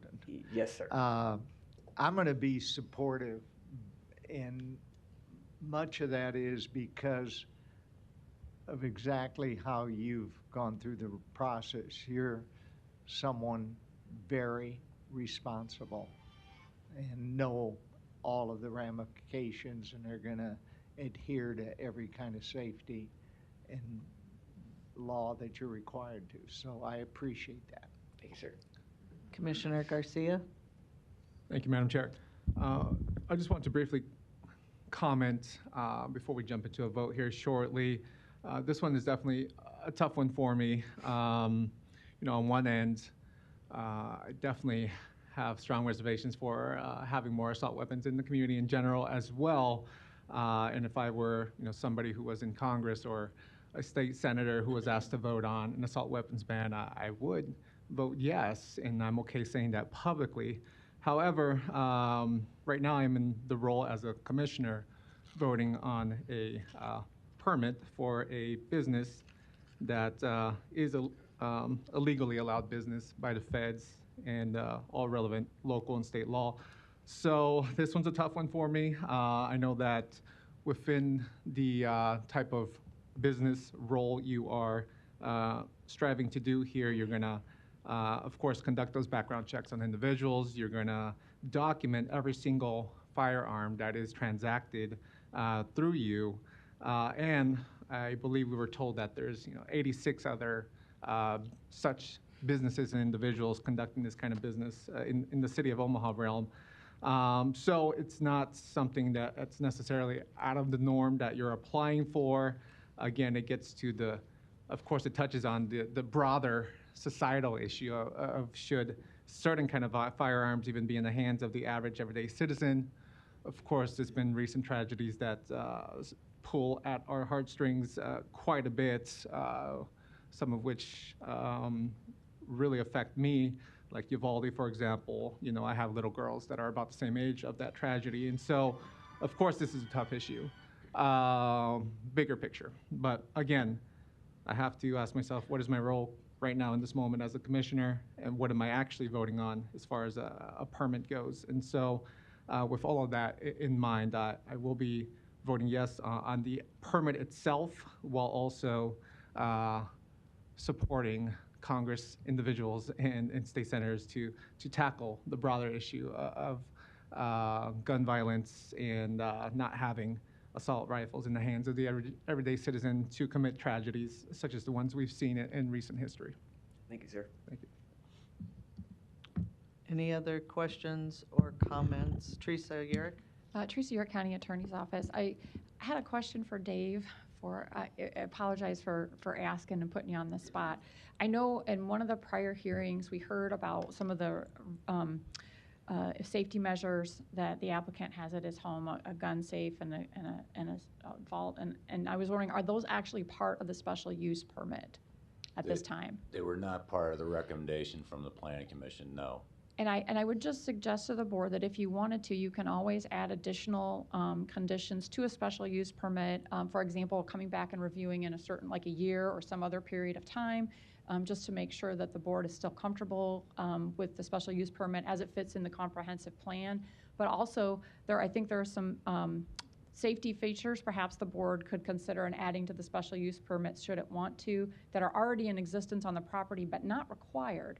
So the special use permit doesn't require any of the things that you heard about, and would that be something the board would want to consider? And I think the applicant might be willing to just continue measures that he has and not remove those, but that might be something to discuss or consider.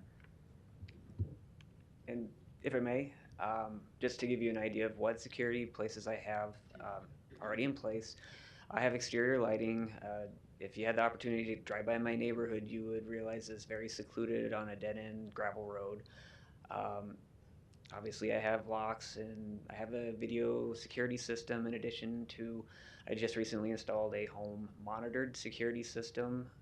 So the particular room itself is a completely concrete surround with a steel metal door that also has a panic alarm on it now, that if the door opens without me knowing, will set it off. So I'm hoping that helps assuage any concerns about the security I have taken to make sure that the firearms are secured. Just, I know this was brought up at another meeting. One thing I intend to do is whichever shipper would be shipping me the firearm, I'm going to set up an account with either FedEx or UPS to have them hold it at their facility. So then instead of taking it to my residence at a time when I would choose, I would go to that facility, acquire the firearm, and directly transport it myself to my residence. That's, I think, logistically the easier thing for me to do and will provide the most security. Okay, any other questions or comments? I have a question about process. So the special use permit, and if there's conditions that want to be added to it, do those happen when? Because this is a public hearing, and so we can't take any action during the public hearing, but once the public hearing closes, there'll be a motion, and then is that the time additional stipulations are put on the table to be voted on? That might be a legal counsel question, actually.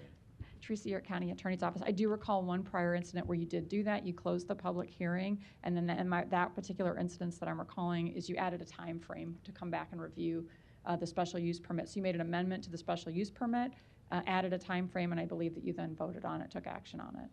Okay. Commissioner Kavanaugh? Regarding that, if we did a time limit on these special use permits, I understand that a similar permit to this may have gone through without any discussion sometime earlier. And the idea that I'm entertaining is for a special use permit, we have, I don't know, a time limit whereby you'd have to come back for review by this board, or renewal, like you would on your driver's license or a million other things that we do with the government. Would that be a possible action that we could take? And if we could, would it be retroactive? So we make a change in the special use permit criteria for everybody, and then going forward, everybody complies with that. Teresa, York County Attorney's Office. I would think it would be forward-looking, not retro-looking, but I think for purposes of today's hearing, and we can certainly look at that for you, Commissioner, but for purposes of today's hearing and this special use permit, I recall you all putting a time limit on a renewal for a special use permit in the past. So I think you can do that, and I think the plan allows the board to add additional conditions to a special use permit. So we have done that on I do use recall permits. you doing that at least one other occasion. Okay, but in general, there is no time limit on special use permits. I would defer to Dave, but I don't believe there is. I don't believe there is a specific time limit within the process as it stands right now. No, I don't believe it's a requirement, no, in the regulations. Thank you.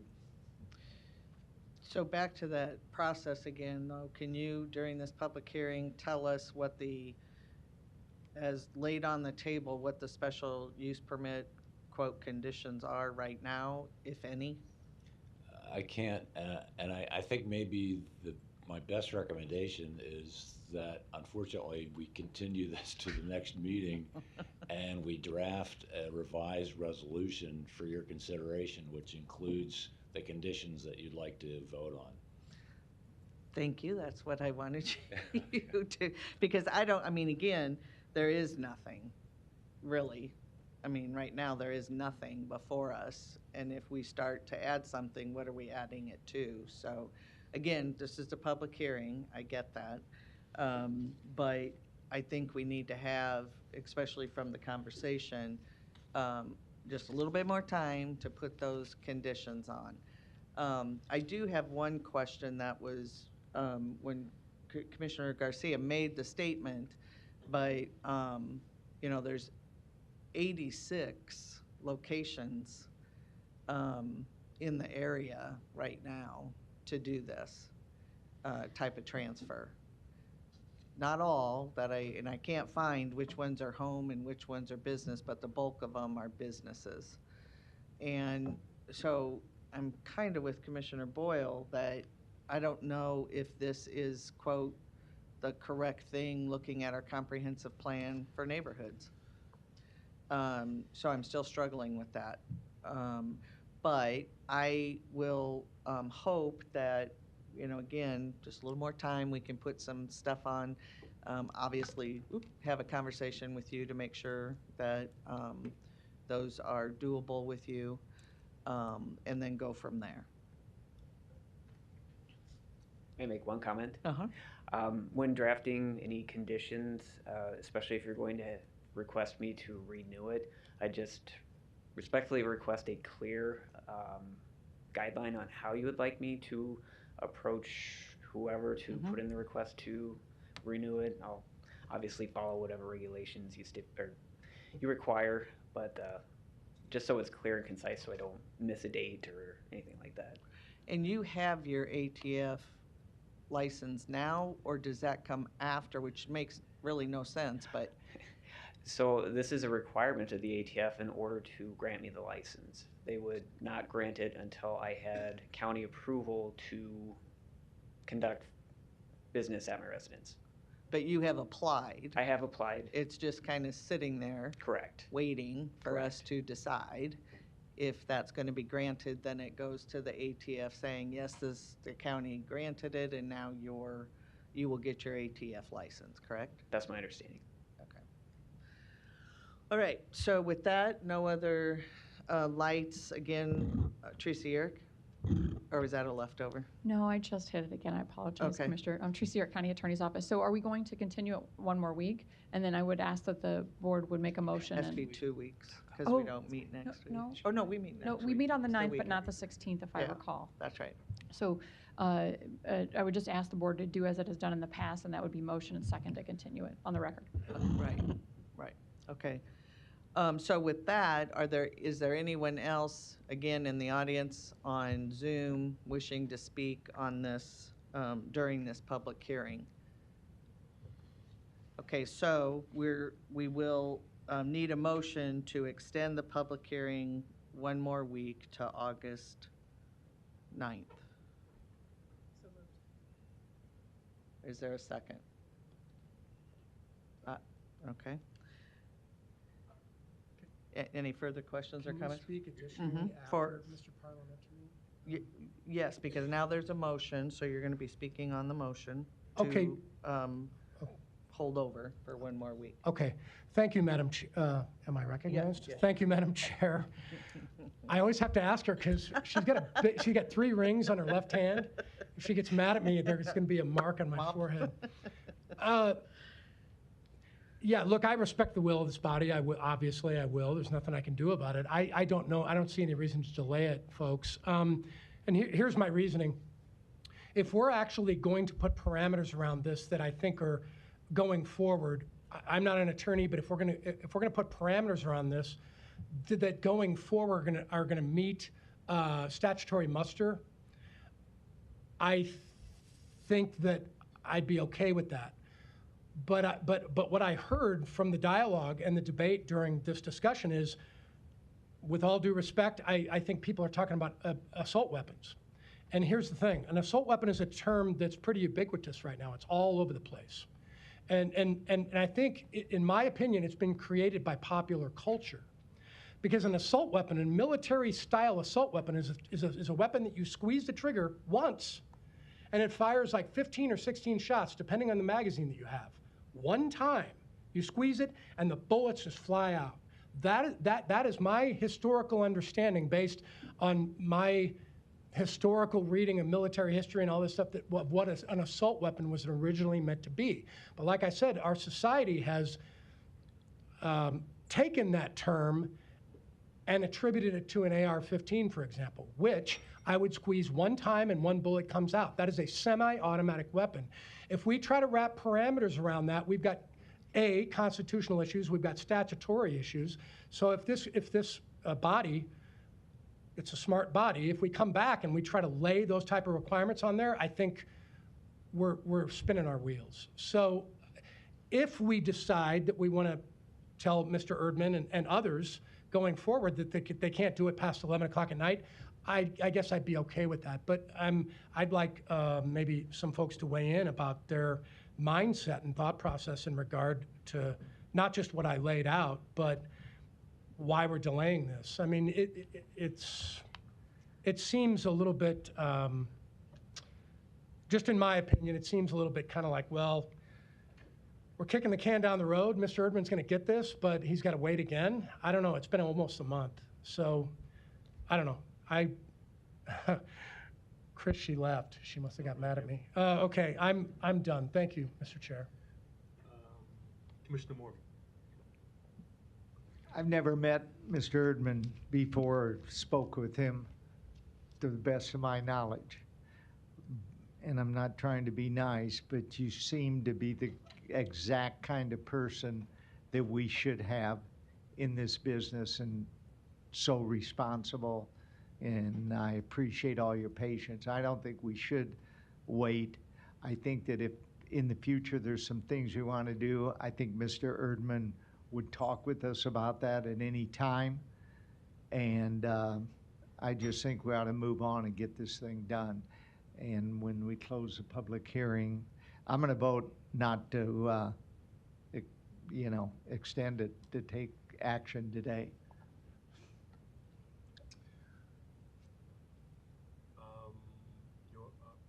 Okay. There's a motion and a second to extend it? Yes, to continue the public hearing for 1 week. There was Okay. a motion and a second. Please vote.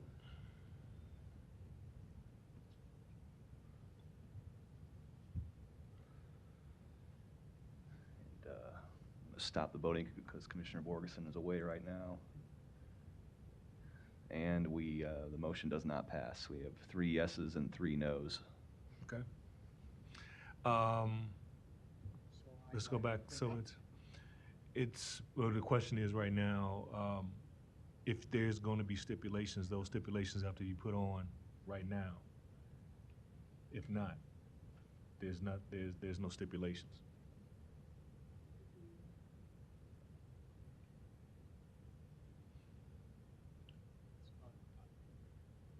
Make a motion to close the public hearing. That's a motion to close the public hearing. Is there a second? Second.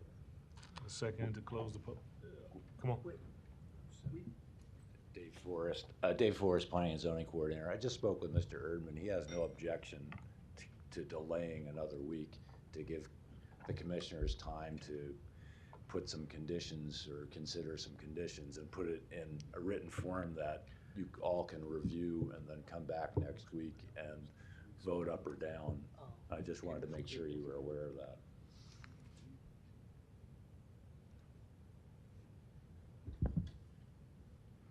Right now, there's a motion and second to close the public hearing. Without doing it. So I apologize, I had an emergency I needed to attend to right then and there. So process-wise, I'm going to ask the attorney, can we revisit that motion, or do I have to make a new motion? I think the motion on the, and I'll look to Chris, who's our parliamentarian. I think the motion on the floor right now is to close the public hearing. Right now, the body would have to agree to, it's in control of the body would have to agree to take this motion off the floor. Yep, take it off the table or off the floor. And then we could go back You to can go back, yeah. another motion to hold it over for a week? I agree. Okay. And who made the motion? And so I guess, so I'm looking at both of you. I'll withdraw my second. I'll withdraw the motion, and I I just think we should try to get this over with, and I know Mr. Erdman's going to work with us, and I think he demonstrated again, hey, he's fine to wait another week. But I'd sure like to see us go ahead with this. As I said before, he seems to be exactly the kind of person you'd want to be in this business. So with that motion withdrawn, is there another motion on the floor? I move to approve. Well, no, we're in the public hearing still. So is there another motion, or no, we have to, is there a motion to extend the public hearing for one more week? Right, but do we want to make another one since the other motion was withdrawn? Okay, thank you. And is there a second? There is a second. Okay. Any further comments?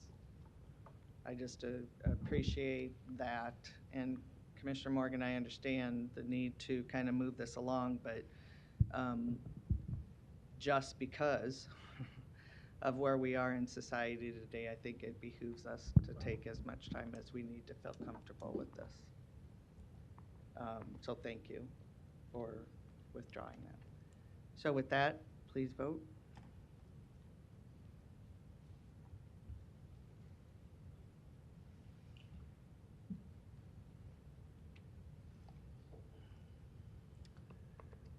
Motion passes.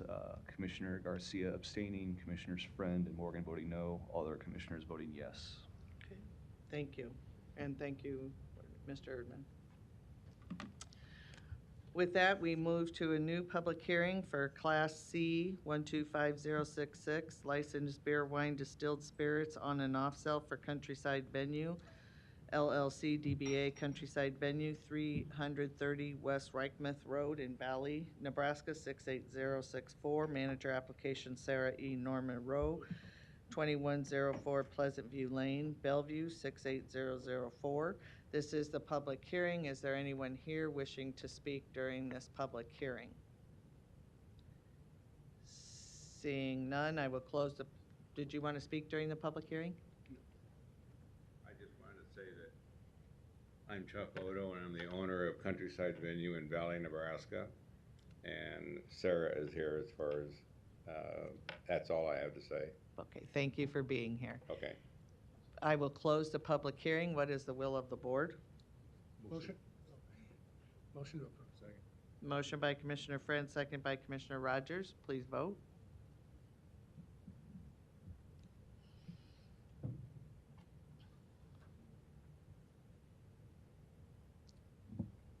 Motion passes 7-0. Okay, thank you. It passed. Thank you. Public hearing for class number D 125090, license beer, wine, distilled spirits off sale only for Casey's Retail Company, DBA Casey's at 4027 3110 South 204th in Omaha 68002. Manager application for Crystal Carter of 1616 Northwest 54th Court in Lincoln 68528.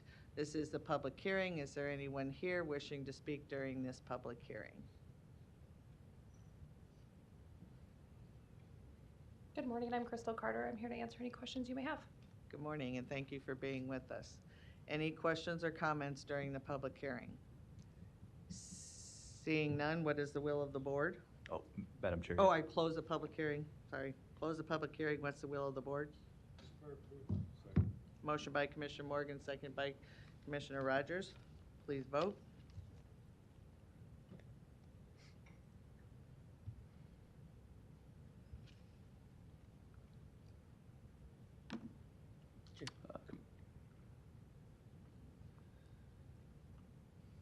Motion passes 7-0.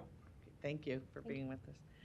Next, we will move to committees, the first being the budget report as presented.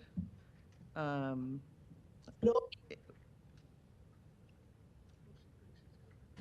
okay. Next, we have an ARPA funding, the approval of a resolution authorizing an award of $75,000 to the Interdenominational Ministerial Alliance of Metropolitan Omaha for restoration of the Reverend Dr. Martin Luther King Memorial and Monument at 24th and Lake Streets. I move to approve. Any questions or comments? All right, this, so I get it right, this is being sponsored and out of the investment of Commissioner Rogers' ARPA funds. With that, any further questions or comments? Please vote.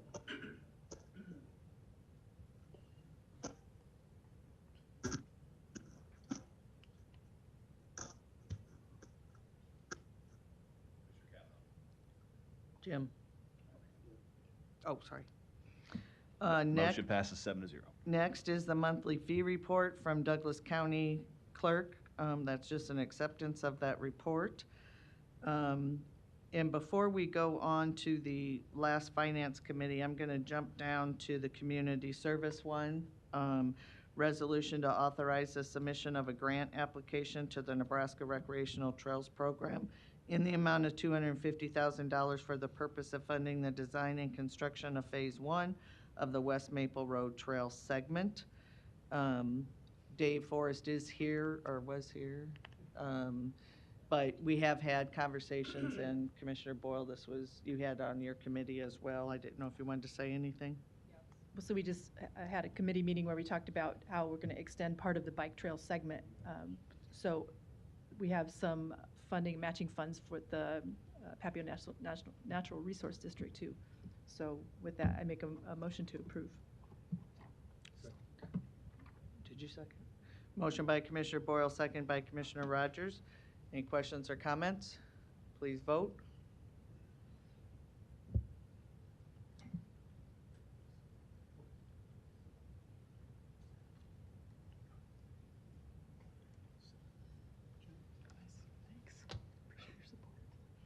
Motion passes 7-0. Thank you. Thank you, Dave. Now we'll move back up to our last Finance Committee agenda item, and that is the discussion/action to utilize Carlson West Pavandra Architects for Phase 2 of the Mental Health Space Study. As you remember, we all were given the report of Phase 1 about 4 weeks ago or so, and we are here today to kind of hear what people thought about it and whether or not there is support for moving forward with the Phase 2 as outlined in the study. And so with that, I will open up conversation as to what commissioners' thoughts are on the study. Commissioner Kavanaugh? Thank you. And I see that Mr. Pivovar is here. Maybe he could come down and we could discuss this. The original report contained a number of options, but I don't think that any of us had input into that, and I'm not saying that that's right or wrong. I think when we discuss this, Mr. Pivovar, and you might want to identify yourself for the record. Okay. Yes, Commissioner. My name's Al Pavandra. I'm with Pavandra, sorry. That's okay. I'm with Carlson West Pavandra Architects, 5060 Dodge Street. When you were here before, Al, we discussed this input from the board on the initial report, and I think that your answer was there was no input from the board on that. That's right? correct. Okay. And I'd be concerned that in this second phase that we have those discussions. Is that anticipated as part of your work on this? That we I would have? encourage it. I would encourage workshops that engage more people, specifically the county commissioners.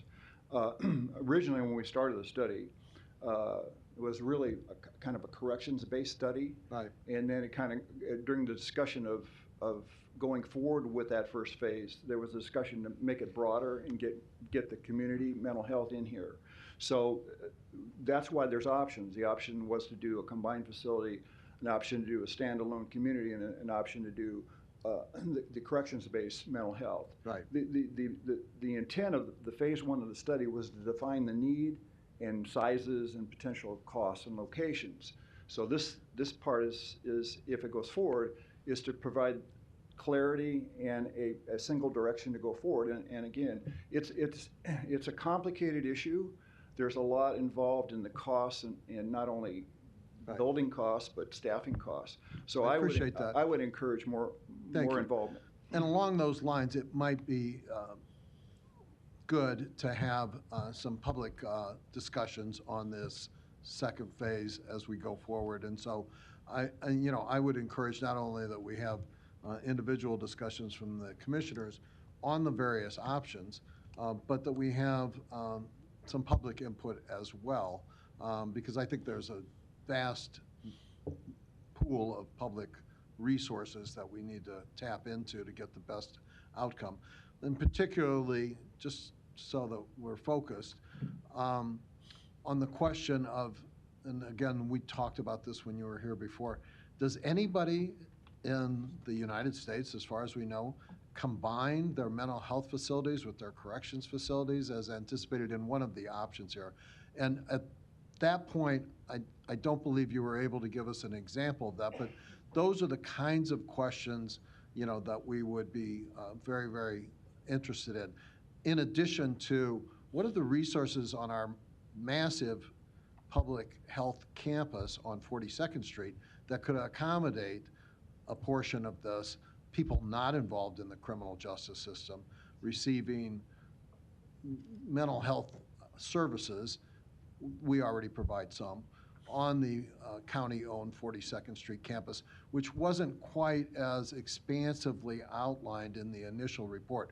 We had drawings of a proposed building at the corrections campus downtown, and no similar drawings of any possible alternative at the public health campus on 42nd Street. So those are the kinds of things that I'm very, very interested in getting in this phase 2. 1 minute. And we'll come back to make sure that we have the best product and the most input and clarity and transparency going forward. And I know that you're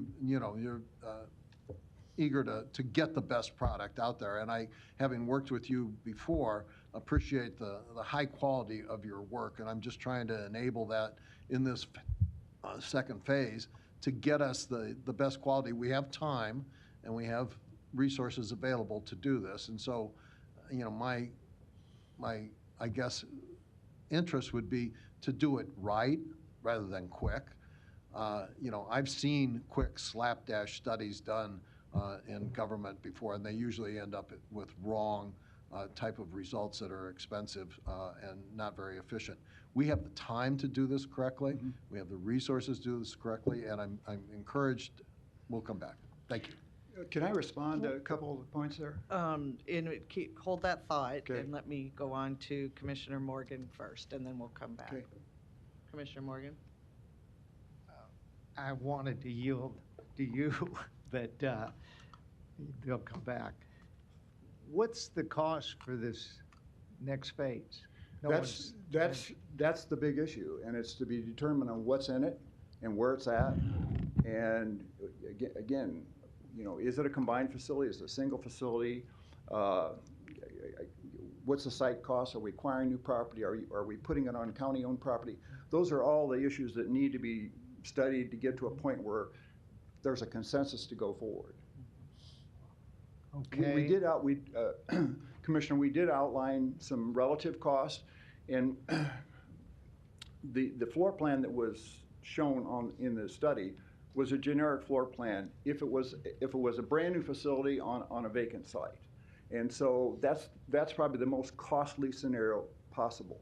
But there's a lot of ways that you can build a really outstanding facility on one of your campuses potentially that will reduce costs, use available resources like kitchen services, et cetera, that will help get that project down lower than was outlined in the study as potential costs. And do you think we'd be looking at, in this study, possibly, so that we're exploring every option? I always like to do that and also have a backup plan. But do you think there's some buildings that could be adaptable at a cost that might be not prohibited? I think that's certainly possible. When I proposed this, I proposed this second phase to be looking at options. No new development, don't do anything. A new co-located mental health facility, a separate community mental health facility and a separate corrections mental health facility, and then just develop a corrections-only facility. So can it be an existing building? And again, to answer your questions, I'm going to kind of get back to, we did research since our last meeting together whether there was a co-located facility. And surprisingly, 4 years ago, Pennington County in South Dakota, which is Rapid City, created a care center. And it's a really unique facility. I suggest that maybe there'd be a tour process as part of the study. It's a co-located facility that's run by the Pennington County Sheriff Department in cooperation with and jointly with the Pennington County Mental Health Facility. So obviously, you have some different governmental agencies. You don't have a sheriff running your corrections, et cetera, but it's a similar thing.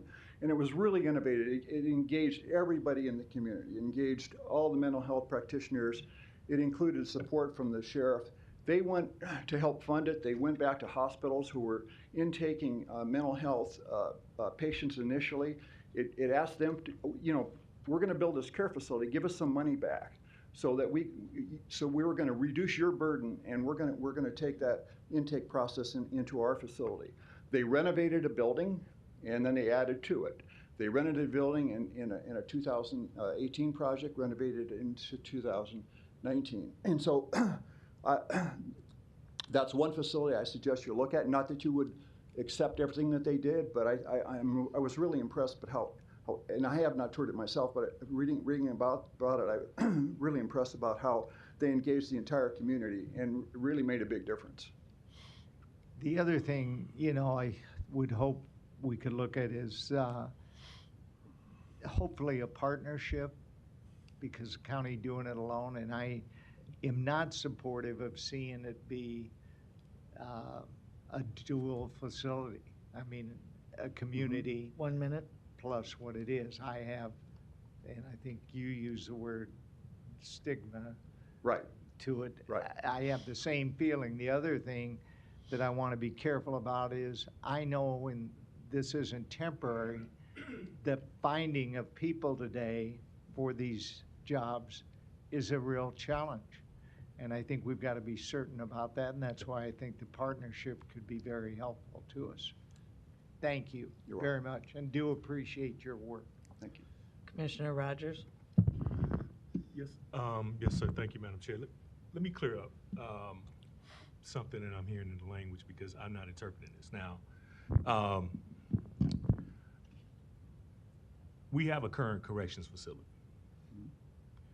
In a current corrections facility, well, let me step back. My understanding, the intent of all of this, wherever we decided to do this, it would be a new facility. So all the costs that we have associated in the budget would be, were costs that we had now. The cost would be building the facility, some other things, but it's not like you're adding new costs in. So I keep hearing the term like stigmatizing and putting together combining a mental health facility with a correctional facility. That is a correctional facility across there.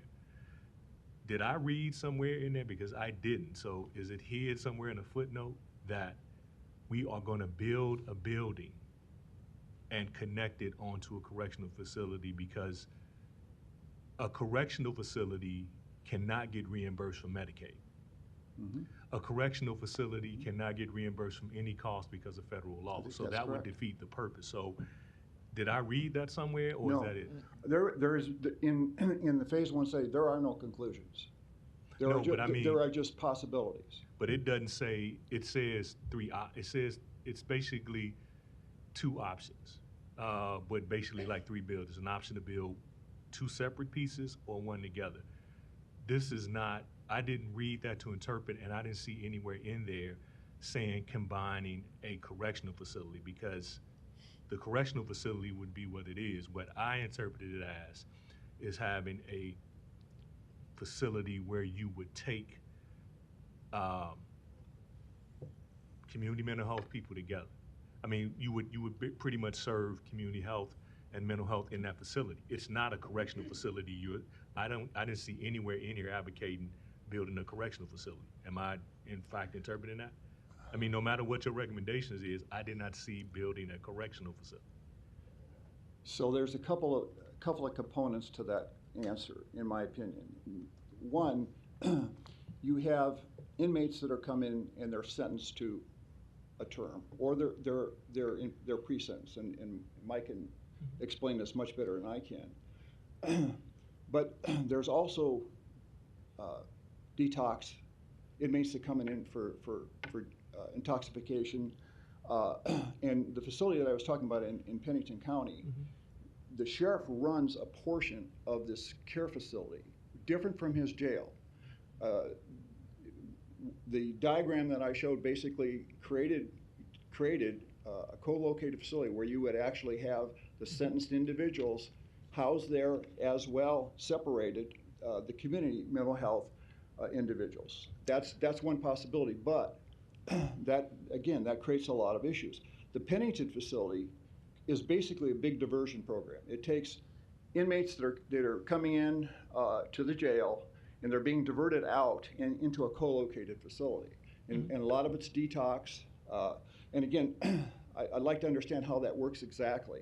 But that's part of the study, is to figure out what to do. The biggest problem that I've seen that Douglas County has is that the correctional facility, Douglas County Correctional Facility, is not set up for the great overwhelming amount of mental health inmates coming in, whether they're maximum security or the low-hanging fruit that can be diverted.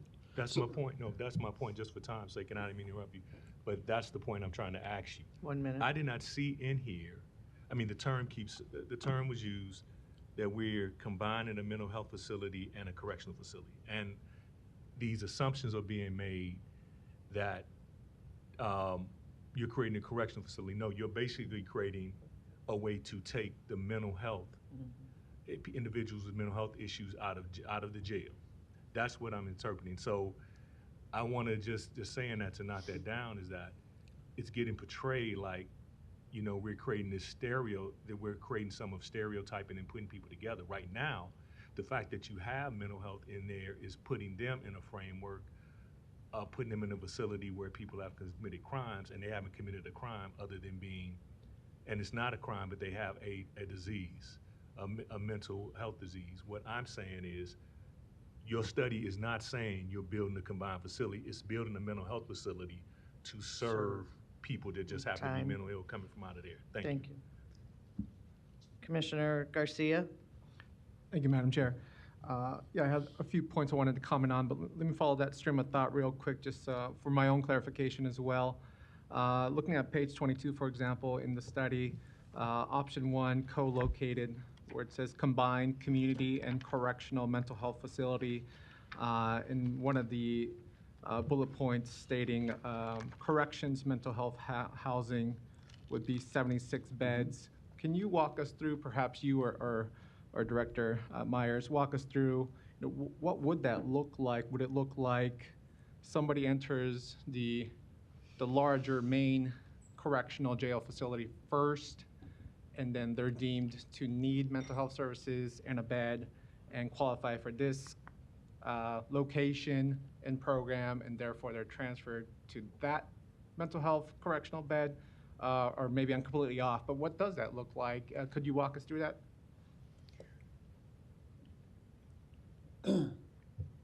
So that's to be decided on. For instance, Commissioner Chris, when you talk about corrections mental health, that's a wide gamut. It's in my opinion, it's if someone commits a serious offense, but he has a serious mental health problem, he's in the jail. If he commits a burglary, an assault, shoots somebody, whatever, but the root cause maybe was a really mental health crisis, he's adjudicated. He's in that facility, and So that's way at the top of the line. And can this new facility, if it's co-located facility, include that? Potentially, yes. I haven't seen an example of that. What I've seen an example, and again, part of that 76 beds, includes some dormitory space for detoxification. So they're adjudicated, they're coming into Mike's facility, they're either in pretrial or they're sentenced, but they're there. That's the low-hanging fruit. They can go into a dormitory. That's part of that. So what this study and what the participants need to decide is if it is a co-located facility, or if we're doing an addition for mental health at the correction center only, and we're not doing anything with the community combined there. Those are possibilities that can happen. I'll let you address that too. Absolutely. Commissioners, Michael Myers, Director of Corrections for Douglas County. And yes, Al had that pretty much head on, where there are individuals who at any particular moment have to be in jail because of their status in the criminal justice system, and they may also be acutely mentally ill. None of the jail has been designed to house people with acute mental illness, yet half of the footprint of the most recent edition of the jail is all housing people with serious mental illness.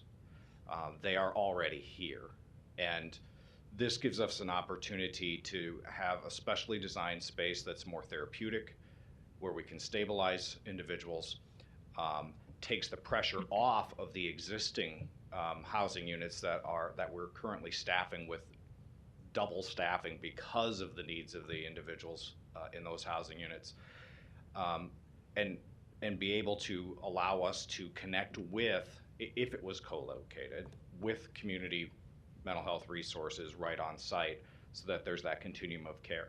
There's also the opportunity in instances, it is not uncommon at all for individuals with serious mental illness and they're charged with a crime, to within a period of time have those charges dropped under a Board of Mental Health petition. And having the opportunity to have the people who can provide the care while they're in custody be the same people who can provide the care when they're still acutely mentally ill but no longer criminally charged is, I think, another potential advantage for us. So the individuals in this co-located facility, the hypothetical option one, they're still under corrections? Yes, on that portion of it, there would be no direct connection in any way, shape, or form between individuals who are in custody and individuals who are not. The idea is that the staff, the psychiatric staff, can move freely back and forth. The individuals cannot. But one half of it, or more or less, would be for people currently in corrections. Yes, that's correct. Got it. Thank you. And I'll come back with a few more, but thank you. Okay. Thank you. Any other? Commissioner Kavanaugh? Mike, can I follow that for a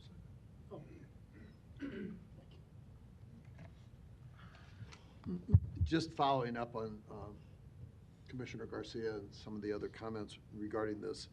On the initial phase 1 report, page 22 that he was referring, the option 1 is a co-located option. And as a matter of fact, there's extensive discussion on option 1, including on page 25, a drawing of a proposed bricks and mortar facility that would co-locate people charged with crimes or serving time with mental health conditions and people not charged with crimes, just with mental health conditions, in the same facility. This is a picture of a single building that would co-locate both of these people on the campus of the jail downtown. Doesn't say that. Well, this building co-locates people charged with crimes or serving time in a facility with people not charged with crimes and seeking mental health things. That's what option 1 and the drawing says. My point is, there is in option 2 a separate option, which is take the people charged with crimes or serving time for crimes behind bars and treat them in a mental health facility on the corrections campus, the jail campus, and then take the people who aren't charged with any crimes but have mental health issues and treat them someplace else, like on our public health campus on 42nd Street. But I don't see any drawings or renderings relative to option 2, and like I do on page 25 for option 1. Right. Let me I just, you know, because of time constraints, we'll come back to all this. I'm just pointing out that, you know, there was extensive development of the option 1 thing and the phase 1 thing, and I'm not saying that it's good, bad, or indifferent. I'm just saying in phase 2, we're going to be interested in as exhaustive a study of what we can do with a separate campus for people who have nothing to do with the criminal justice system. They're just mentally ill people. We already have a campus that treats people like that on 42nd Street, the county owns. And we have facilities on that campus that could be repurposed for those uses so that they aren't co-located with people charged with crimes. And this is where the stigma comes in. I don't think you have to be too imaginative to say, if my brother, sister, husband, wife, whatever, was mentally ill and needed treatment, that sending her to the corrections campus might have a negative stigma attached to it. I think most people would see that. The idea of treating them like we treat them now on a mental health campus, which we own at 42nd Street, or in any other mental health facility in the city, none of which are connected with the jail, is the preferred way and the standard way in the medical community to deal with it. I've had a lot of discussions with people in the medical community here locally and nationally, and nobody recommends that we combine people not charged with crimes in a facility, as outlined on page 25, with people charged with crimes. And I understand that the staff would be treating the people charged with crimes like they would treat the people in the correction center. They are guards, they're in jail, they're charged with crimes or they're convicted of crimes. That's not something that we want around people who are simply mentally ill and seeking services. We currently have that campus on 42nd Street treating many, many, many of these people, hundreds, thousands a year. And the facility is more than prepared to deal with these without putting them in a corrections campus, as outlined on page 25 and as discussed on page 22. Just saying, going forward to phase 2, I'm more concerned about doing that, and there's no real outline of any of that in the one side of one page proposal that we have before us today to initiate phase 2. And perhaps if we had a little more information, I mean, I think I have a comfort level, but there might be a better comfort level for the folks in the community of proceeding on what is necessary and time. Commissioner Friend? Thank you, Madam Chair. I've talked to a few of the commissioners and other people about my high-level process about, I mean, we've been inundated with paperwork, of course, and had a lot of discussions. I'm no different than anybody else sitting on this board, but here was what my thought process, and something I actually communicated to Commissioner Borgeson yesterday, is I do believe that the funding and the financing that we received from the federal government in the latest ARPA award should be directly related to community mental health in this community. So my feeling is once we've developed that strategy and we get to a point where we know how we're going to be able to afford it and what we're going to be able to do, I want that money earmarked almost for this particular process or this thought process. This has been woefully needed for 35 years. So we're heading in the right direction. My thing is right now, if we did, based on some of this discussion, set up a dichotomy between pre-adjudicated and adjudicated individuals, a dichotomy between those individuals that are being treated for acute mental health issues, and also people who are, for lack of a better way to describe it, using a facility for healthcare or retail-based type of, retail's a bad term, just a healthcare-based type of community mental health. The big question, it seems like right now that we're two key questions that we're trying to weave our, well, let me slow down.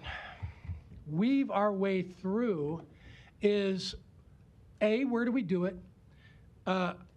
Is that dichotomy going to exist? Are we going to create that dichotomy? And C, when we decide we're going to do it and we have that strategy, how can we afford to pay for it? Corrections, I'm looking at Mike, Corrections Department, 16 employees down. We have nursing shortages in Douglas County. We have all kinds of issues. 911 has major shortages. Those are the first line people, right? Somebody's got a, we've got all of these issues we're gonna have to deal with until we get a strategy put together that deals with all those issues. And I think that that would include the University of Nebraska Medical Center. I think it would include CHI. I think it would include Children's and Methodist Hospital. They need to know what we're doing, why we're doing it, and see if they can help.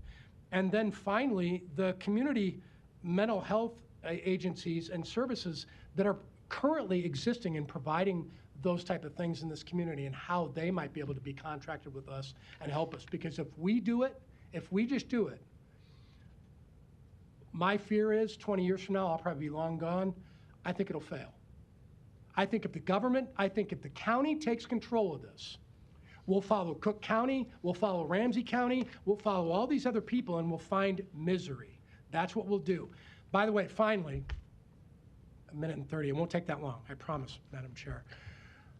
We have a medical, I call it jokingly, but it's true. We have a medical industrial complex in this county. We have a huge medical infrastructure here. UNMC is a behemoth, and they're good at what they do. Now, all they have to do is focus. All they have to do is say, hey, county, yeah, we see your strategy.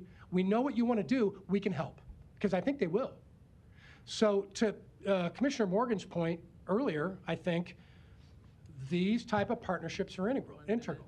And I don't know how a lot of the other commissioners think about it, because we can't sit down with 7 people in a room over any kind of beverage and have fun talking about this stuff or dig into it. It's impossible. We can't do it. So it's like herding cats. What I would say is, once we develop that strategy, I think we can do some broken field running. And when we do, we could be a model for Polk County. We can be a model for Sarpy. We can be a model for all of these people who are scratching their head right now and going, how do we deal with it? So that $55.4 million in my book, it's earmarked for community mental health. Question is, how do we do it? Thank you, Madam Chair. Thank you. Commissioner Garcia? Chair, despite some reservations I'll share as well, I do want to commend and thank board leadership and Director Myers and Sherry as well for bringing this issue to the forefront, getting creative on how can we address the issues before us. And I'm hopeful that these robust discussions will lead us in the right direction. So with that being said, and kind of building off of some of the things Commissioner Friend was saying, the 2 options before us that include building new buildings do make me quite nervous, and I do have reservations with the building new buildings part of things, with the kind of cloud in mind of the different ways that we will be losing revenue in the near future as a county, how the budget's getting tight, of course, looming recession, inflation, et cetera. So, but on top of that, going back to the need for that comprehensive plan that Commissioner Friend was alluding to, kind of really strategizing comprehensively as not just Douglas County itself, but all stakeholders involved in mental health in the community. You know, what are those big voids that we need to fill collectively? How are we partnering with key partners and stakeholders in the area of mental health in our community? You know, since we first approved the first study that we're talking about now, there's been various announcements of new mental health initiatives in the community. I know Emmanuel announced a new mental health initiative more geared towards youth and adolescents, which is also important, of course. It may keep some of our kids hopefully out of the youth detention center. Community Alliance announced a new mental health building and initiative which will treat adults in the community. Of course, UNMC has been mentioned a few times. So how are we strategizing and building those partnerships so that we're all collectively working on mental health together, strategically, smartly in the community? So some of the things that I personally am leaning towards that I can support is definitely an investment in mental health, as Commissioner Friend was stating. More so would love to see options around renovating current vacant space or space that will be vacant in the near future that is already under county ownership. Using 10, 20, 30 million to renovate a building can go a long way in a current space. Having that strong focus on prevention, pre-adjudication, diversion programs that are mental health related, so that to keep people out of the jail before they even get into the jail. Those are the kind of things that I would really love to see a focus on. So perhaps some kind of option 3 added to the options of some kind of renovation and focus in that area. So to me also, maybe even a split of 2/3 of this funding going towards such a renovation and mental health expansion in the community. And then maybe 1/3 supporting other mental health initiatives that are key partners for us, like Community Alliance. I know Completely Kids is launching a mental health center for adolescents as well. How are we all seeing the big picture and trying to be as strategic as possible? And that's a hard thing to do for us, but I appreciate these robust discussions again, and thank you all for your leadership on this. Okay. I was doing it. Commissioner Rogers. Thank you, Madam Chair. I want to back my way in from the points that Commissioners Friend and Garcia said in that respect. I think everybody believes in the partnering piece, but I think if our concern is cost, right now, how I envision this after reading it is that basically you're putting together a new building. All the existing costs transfer into a new building, and we're talking about building a building. You bring UNMC into it, highly qualified, but that's not coming for free. So the way I'm hearing it is implying as if you partner with UNMC, that's going to reduce the cost. UNMC costs, and that is an addition to what we do now. How I interpret that is, how I interpret in this, which is a point I want to make later about just the naming of this study. You're going to take, we're going to build a building to some degree and take the existing staff we have and money and funding and program, and it comes in. Now, the point of existing buildings, I don't know an existing building that we own that's capable of that. And not saying that the study shouldn't look at it, but I'd bet a whole lot on the fact that you're not going to find a building around here that we can convert that doesn't cost more than what we have on hand. And it just makes sense to build new now because of the structures that we have, whatever that newness is. Now, I want to go back to even the name of this thing, which you call the Douglas County Mental Health Facility Study. And I want to stick here because I want to focus on how this gets framed and how it's heard. It is a mental health facility study. Doesn't say anything about corrections. The only thing it says about corrections is people that are there, which we have been talking about for more than half the time that I've been on this board. It seems like you're talking about a mental health facility, and somebody correct me if I'm wrong, which is to serve the mentally ill. But you're just coming in through 2 realms. You're either coming through a traditional realm, through a health realm, or you got identified because you did something through the mental health system. But you're not coming here because you committed a crime. You're coming here to solve your mental health issue. So putting it in 2 buildings or not is not the issue. You're still going to have that. When I look at this, it's shared. It's one entry. There's not a separate piece. If you're talking about detox, You're not talking about building a jail because you can't get reimbursed for detox in a jail. So that's the main thing that I think we need to understand here in the framing. It cannot, and somebody correct me if I'm wrong, it cannot even be close to a correctional facility because you don't get reimbursed for being in a correctional facility. And am I wrong? Commissioner, what the reason we talk about detox beds in the correctional portion of this, or mental health beds, period, is that they are already in that jail right now, detoxing. Well over, I'm going to guesstimate an average of about 150 people a month come in. But we don't get paid. We don't. Exactly. Because they're charged. So, you know, there are also people who end up, you know, in the county's detox on North Downtown. Which is different. You know, but we also have people who come in and are detoxing because they're criminally charged at the time that they were, and they were under the influence at the time that they were arrested. We don't have a space that's designed for them. And it places a tremendous pressure on our infirmary because that's where they are. You know, that's where they are along with all of our the suicide watches. Most of the suicide watches are in our infirmary. Most of the detox is in our infirmary. So our medically fragile people that the infirmary was designed for are almost crowded out by these populations these days. So this would be a separate space designed specifically for the provision of detox and mental health services, but these people are also in jail. Let me clear you up. Let me before the time run, because I want to make sure on that. That's my point. I just want to reiterate in the framing of this when this goes to the next level. We're not talking about building a correctional facility, because right now, if we took somebody out of that correctional facility and served them at a hospital, technically, you get on the clock to get reimbursed because they're outside the facility. Correct. That's the point I want to make to this. We're not building a correctional facility. You're building a mental health facility that will allow us to serve the mentally ill.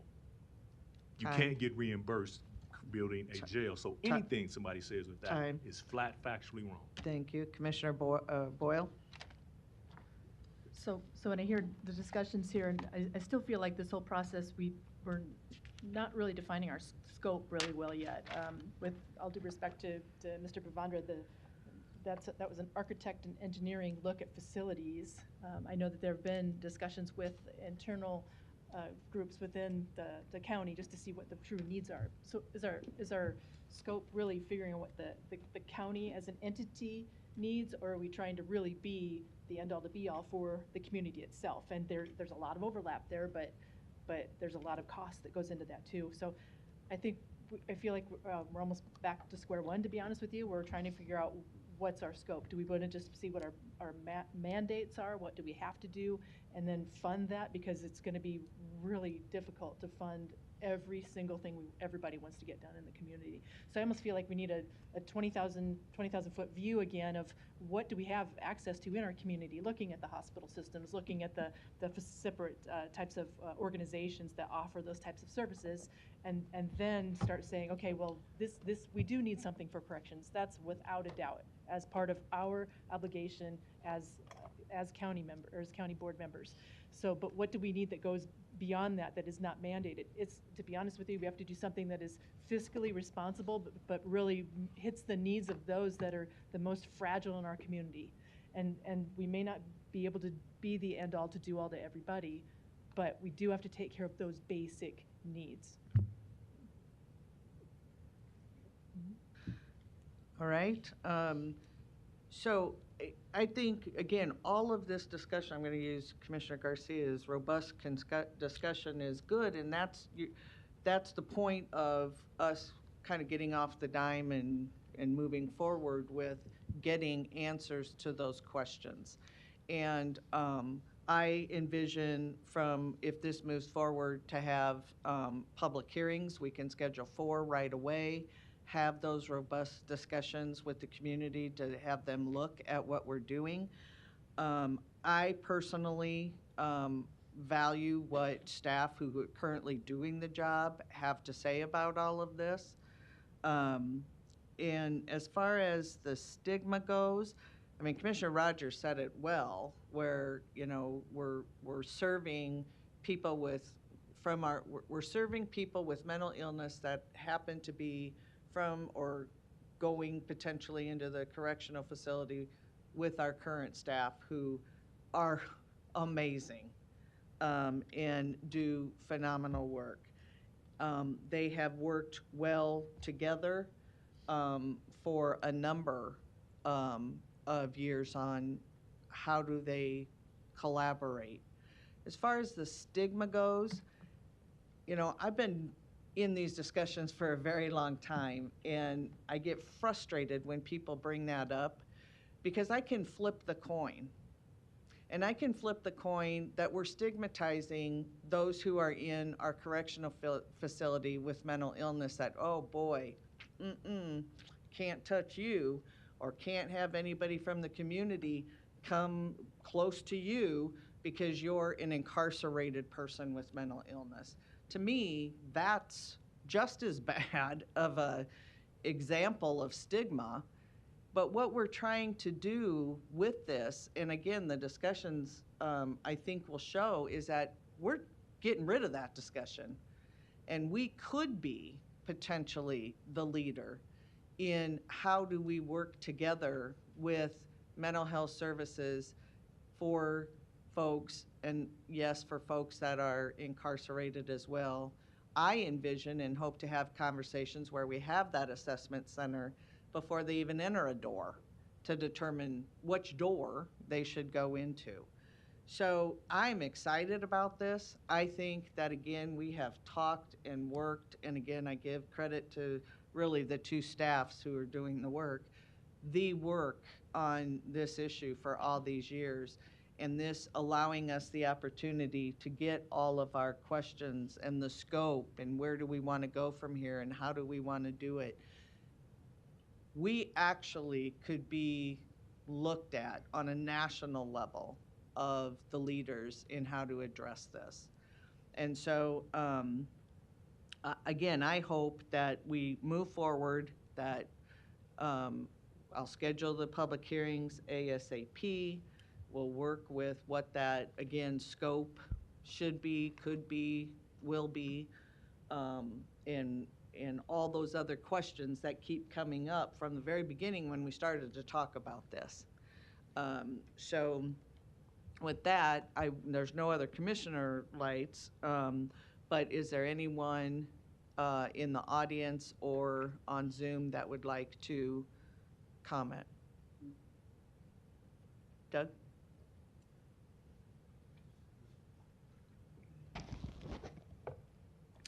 Good morning. Doug Kagan, 416 South 130th Street, representing Nebraska Taxpayers for Freedom. The county mental health population seeking help has increased from 2016 to 2021 by 1,000% in the extreme acuity category and 350% in the high acuity category, according to a mental health facility study. So there definitely exists an obvious need for a newer combined facility. Projected costs range from $44 million to $59 million. We believe a new high-rise facility envisioned by commissioners would raise property taxes for county residents. Commissioners are considering using $55 million of county federal pandemic recovery money to pay for construction. However, then commissioners must decide how and where to fund its ongoing operations, considering inflation and difficulty in hiring professional employees. The plan must factor in an imminent recession, material shortages, and delivery problems.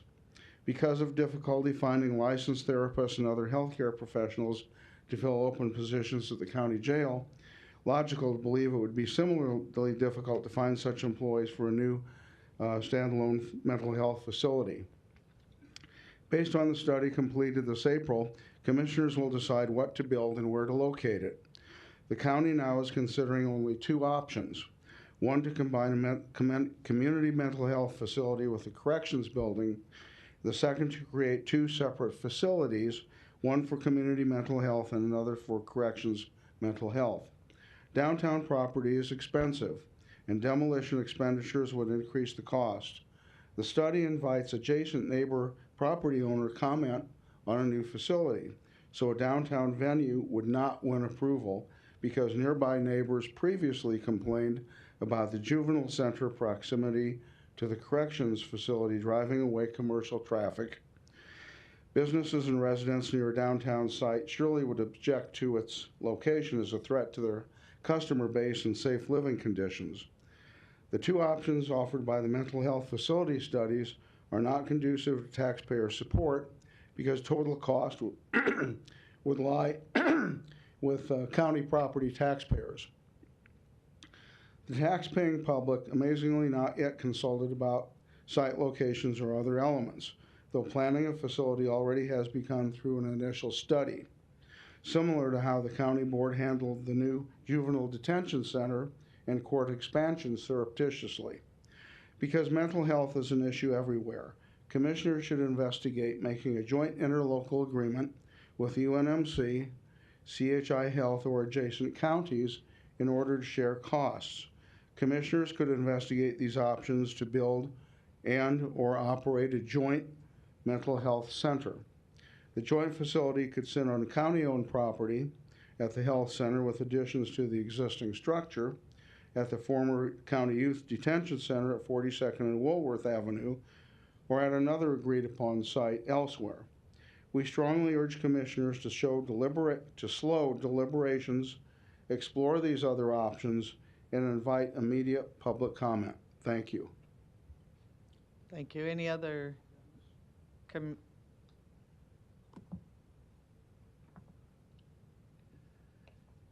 Dennis Schleiss at 4512 Hickory Street.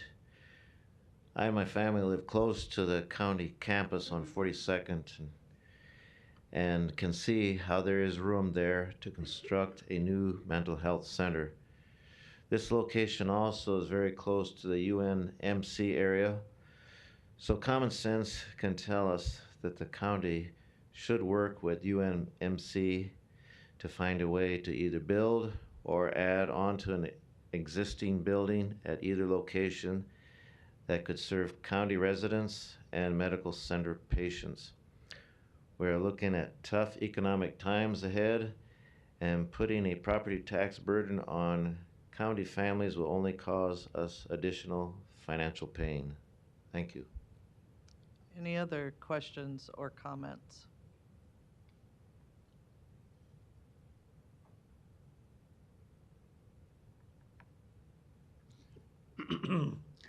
Larry Storr, 5015 Lafayette Avenue, Omaha, 68132.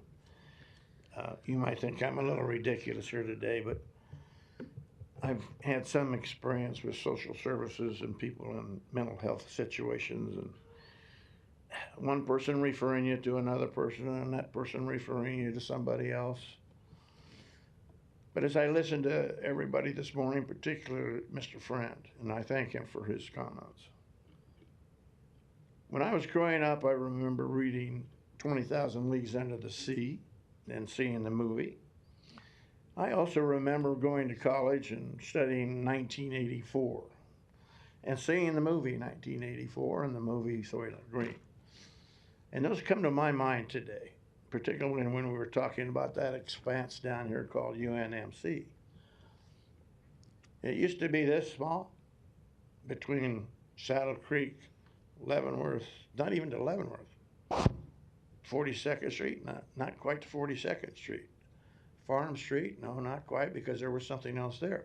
But now it goes way out, way out.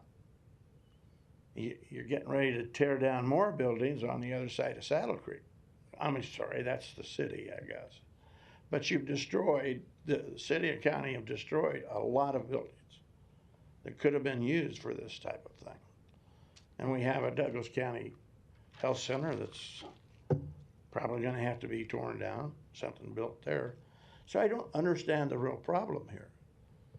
We can't solve all of society's ills, but we can pass ordinances and talk about mental illness, and we can pass things that say, oh, well, Larry might be a little touched. I saw him messing around in his yard with an upside-down flag. We need to send a co-responder out there and maybe take him in for an assessment. Ladies and gentlemen, you're getting into areas that the founders of this Constitution never envisioned.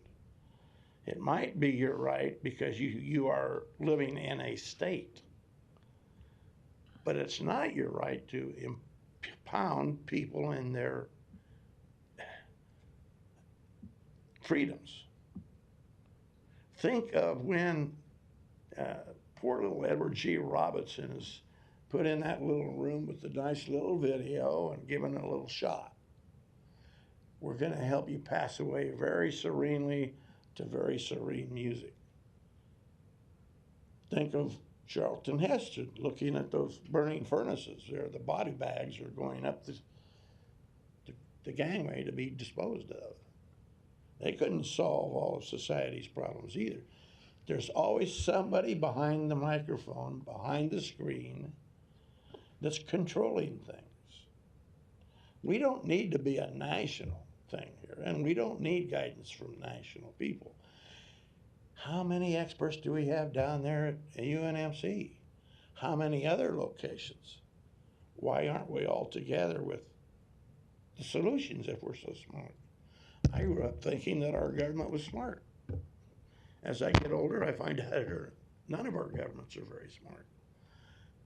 Human nature, but you just can't legislate it. Thank you. Any other questions or comments?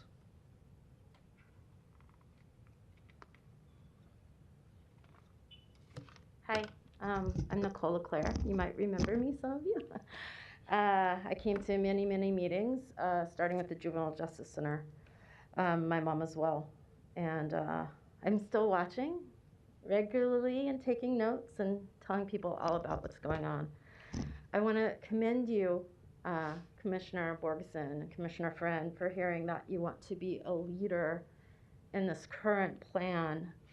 Because when it came to the Juvenile Justice Center, what we regularly heard is you were going to go to King County, you're going to go to Minnesota, and hear what those people had to say.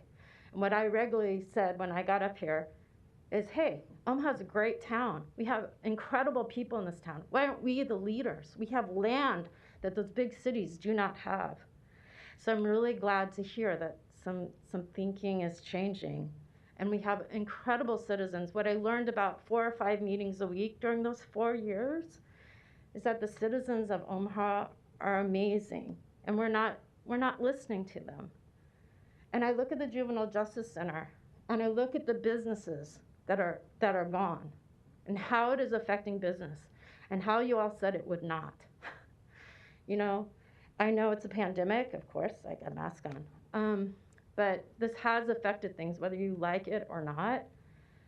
If it was a great thing for cities, more cities would put juvenile justice centers right in the middle of downtown. So this is not a good thing. And I'm looking at what might happen over on Leavenworth and those businesses with this plan. And I really hope that you work with your citizens, because I really think the more we all work together, we can have a great city. But I drive around Omaha and I see dirt pile after dirt pile after dirt pile. I'm ashamed of what's going on in our city.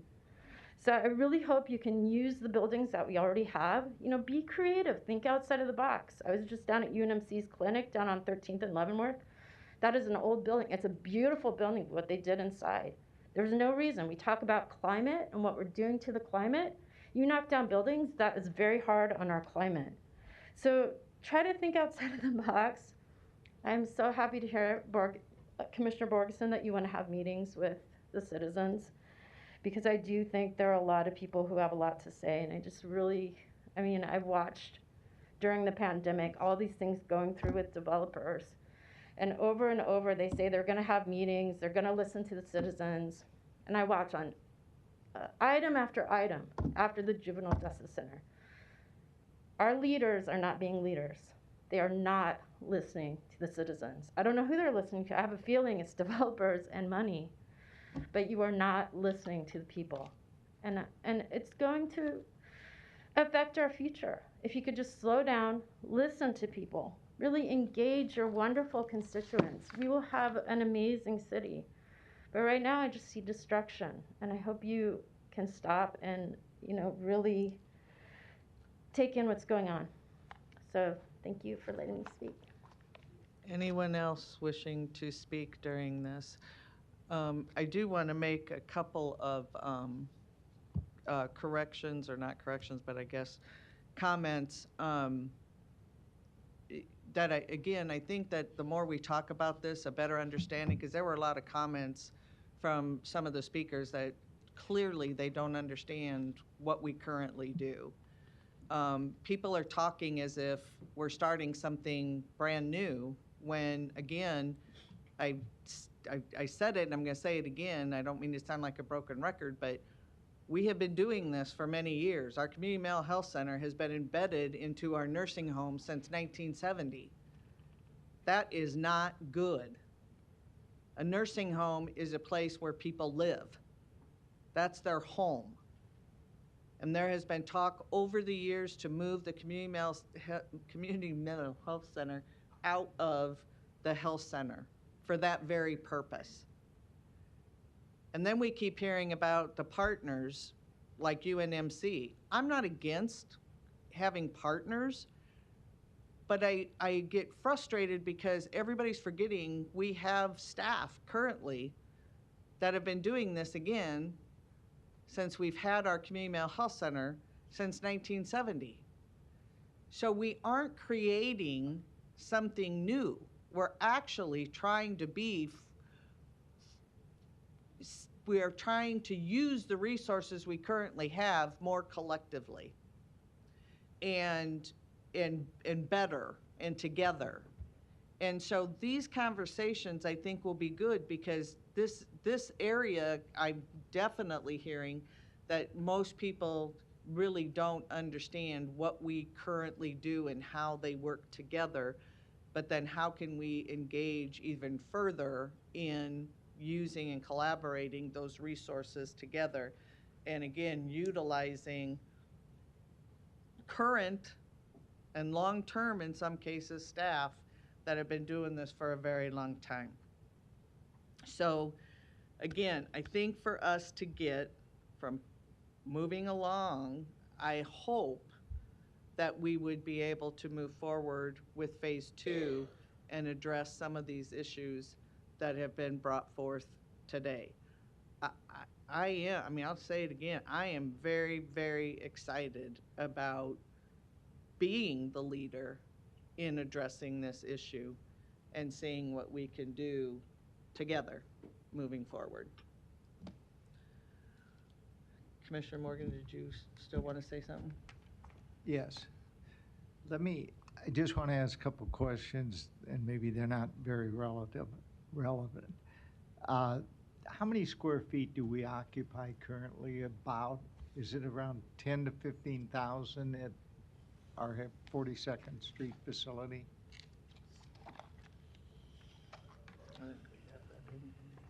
It's in the chart. I have that somewhere.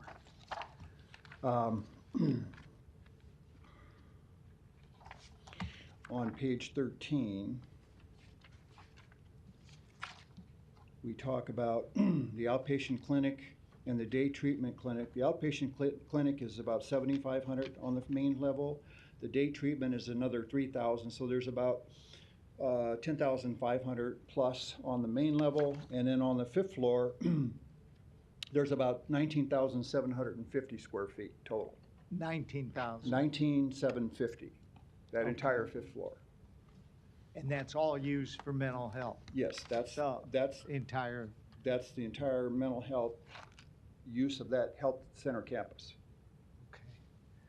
So at the present time with that, I got it about 26,000 thereabouts, 27,000. And I'm not sure what the new need would be. The way we're, I think, helping on the mental health now is they're going to the correction facility. Am I accurate on that, Commissioner Borgeson? If they're brought in by law enforcement, like say someone is out on the corner and they're disrupting the peace, and you can definitely say they have a mental health illness, they're brought into the jail. They're arrested for disturbing the peace or whatever it might be. This is just one example of many. But yes, then they're brought into the jail and serviced not only for what they were brought into, but for their mental illness. And then our person, staff under Sherry, and who does a great job of caring and passion toward it. That's where they would go to meet with them currently. Potentially, depending on what program, right now, what program they have collectively doing together, they will work together to see if that person who is in the jail would benefit in one of these programs. But Okay. we actually have mental health staff in corrections that we contract with to provide services to those mentally ill that are in the correction facility right now. Not employees, but people we We contract. contract with. Okay. But then we have community mental health center folks who equate to almost 50%, close to 50% of that staff is working closely with corrections on these programs to see if we can move and serve those within our correction facility better and I guess more appropriately in mental health services than in corrections. Okay, and then lastly, it's, when you talk about having these meetings, where would we have those? Do you think we'd have them here on an afternoon or? Well, I think we'd have to Thursday change or whatever? Yeah, we'd have to change some times. I think we could have some in the evening. We could have one, in the afternoon. I think we want to be a little bit Right. not just at 9 o'clock in the morning because everybody can't come at 9 o'clock in the morning. I think having the public meetings is really important, and we need to work to be sure that we schedule those in different areas, and I think that can be very helpful. So right now, if we vote to approve this, we're not really moving ahead with it. We'll have probably a meeting to discuss, hey, what's the real scope of this? And what's the cost to do this? Is that what I'm sorry, we'd be 1 doing? minute. Yep, we would be moving forward with identifying or solidifying what Phase 2 really means and the details of that. Okay. Commissioner Rogers? I'd move to move forward with Phase 2 with the specific inclusion of at a minimum 4 community meetings to gauge public interest. Okay, is there a second?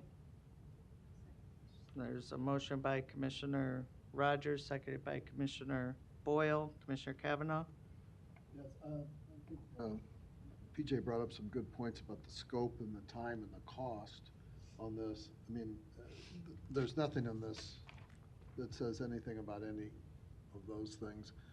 And I just want to understand, when we say we're moving forward with Phase 2, are we authorizing some scope or time or cost that's I not do have a scope. articulated? That I can hand out. Yes, we have one side of one page relative to this. And again, this is getting to the point of addressing not a specific solution, but looking at solutions, including that being any. So this is news to us. This is a proposed All right. scope of work. It would have been great to see this, What I'm talking about is workshop. before right now. Workshop And means. I appreciate it. This is good information. And the timeline on this, like, are we talking about getting a work product from you in a month or 2 months, or is there a timeline, in your opinion? Well, my opinion is that I'm here working for you, so I am willing to do what you'd like. I would assume that it's complicated. There's a lot of different opinions in directions and way to go. I feel I have a good grasp of what you have going on now and what the staff said that they would like to see going forward. But the solution is going to take some time. It's complicated. I certainly don't have a solution in mind. I think I would need your help to solidify that. So to answer your question, I would assume it would be through the fall. The other thing to think That's about. fine. I mean, I'm talking in terms of time, months, Right. if I understand you, going through the fall, is kind of a time frame. We don't have a time specific, like you would be back to us with a report on phase 2 by December 1st. But months anyhow is the time thing. And finally, the cost factor. And there was a payment made to you on the phase 1 report. Correct. What was that amount? Just 35. 35,000. And that included our partners, Altus. So we shared that. Okay. And what I had proposed is, and again, the problem with the fee is, what are we doing? Are we doing soil borings? Are we purchasing land? Are we hiring a real estate agent? So all those things are unknown at this point. Right. But I did propose something in the mid-20s, and I gave a range of 22 to 28,000 for our services, not including additional consultants, which again might be soil borings. It might be if you're purchasing land, which you may not do, but hiring a real estate agent to look for property, et cetera, which I just did for the state.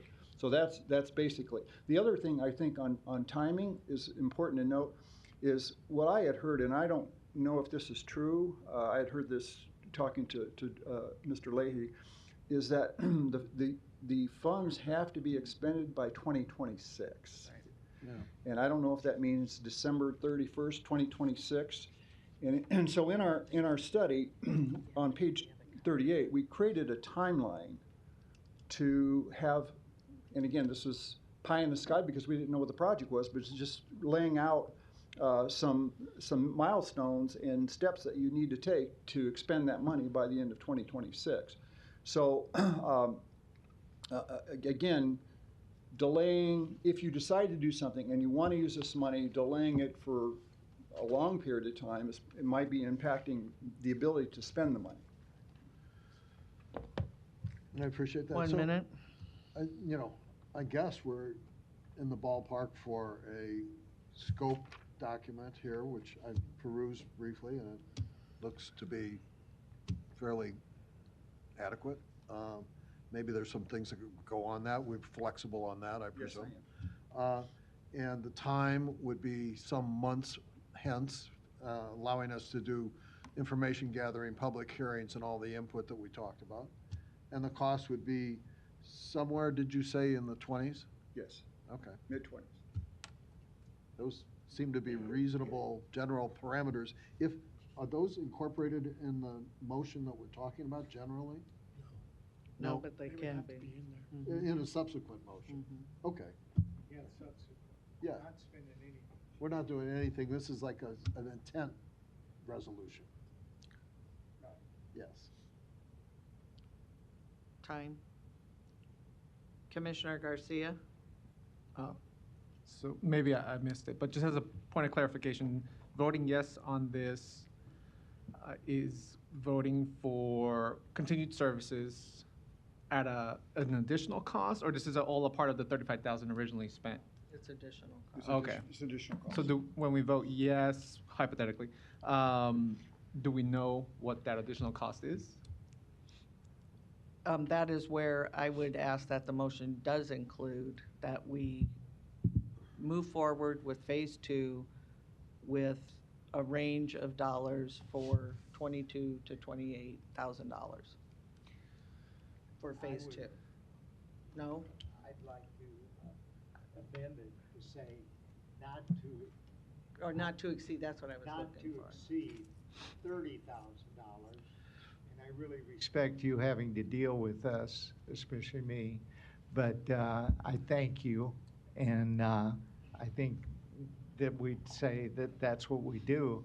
And I think one thing I'd like to see is at least talk about, for example, the 72nd and Mercy Road, where I understand that's going to be a community mental health facility, that we learn more about it, can bring that up to the public when we have public meetings, and invite some others there that may want to participate, whether it's CHI or anyone else, so that we see, hey, how can we do this with our people, and maybe they're going to contribute too, instead of us having to get separate contracts with others to help down at our facility or wherever it might be.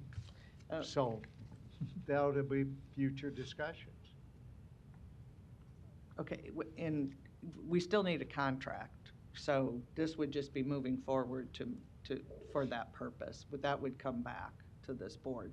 And I'm sorry, but Commissioner Garcia, you got kind of interrupted Yeah, no, here, you're so good. could you continue It's by my on? neighbors, it's okay. No, I just really wanted that point of clarification on, was this voting on an actual cost or not?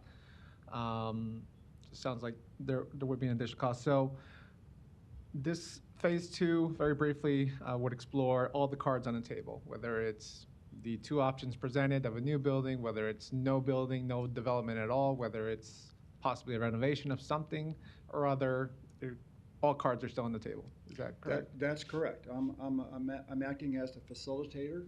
I'm along for the journey, and I'm hoping to engage as many of you as possible in this because I need your help. Okay, very good.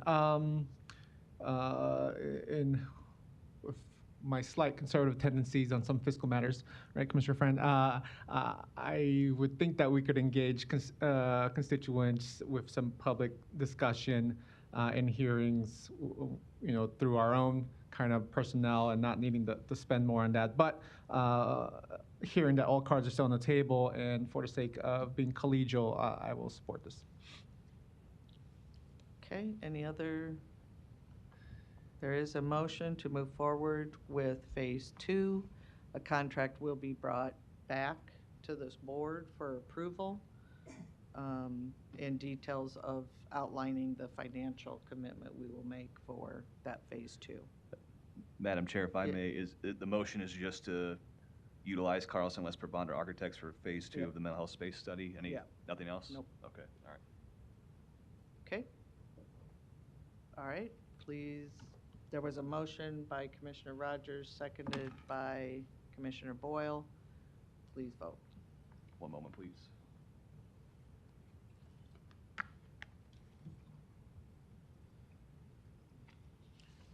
Okay, thank you.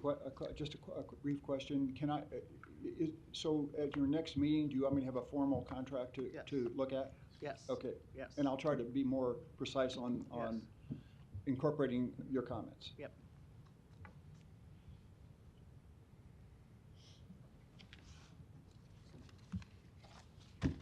Motion passes 7-0.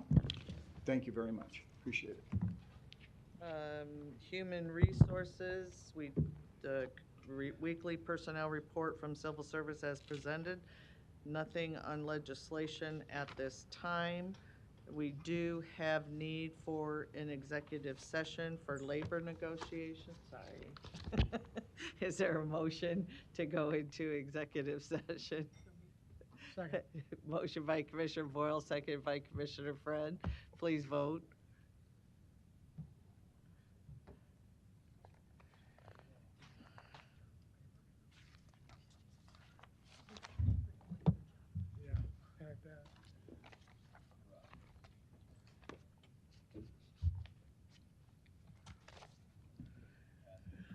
Motion passes 6-0. Commissioner Kavanaugh is currently absent. Thank you. Record.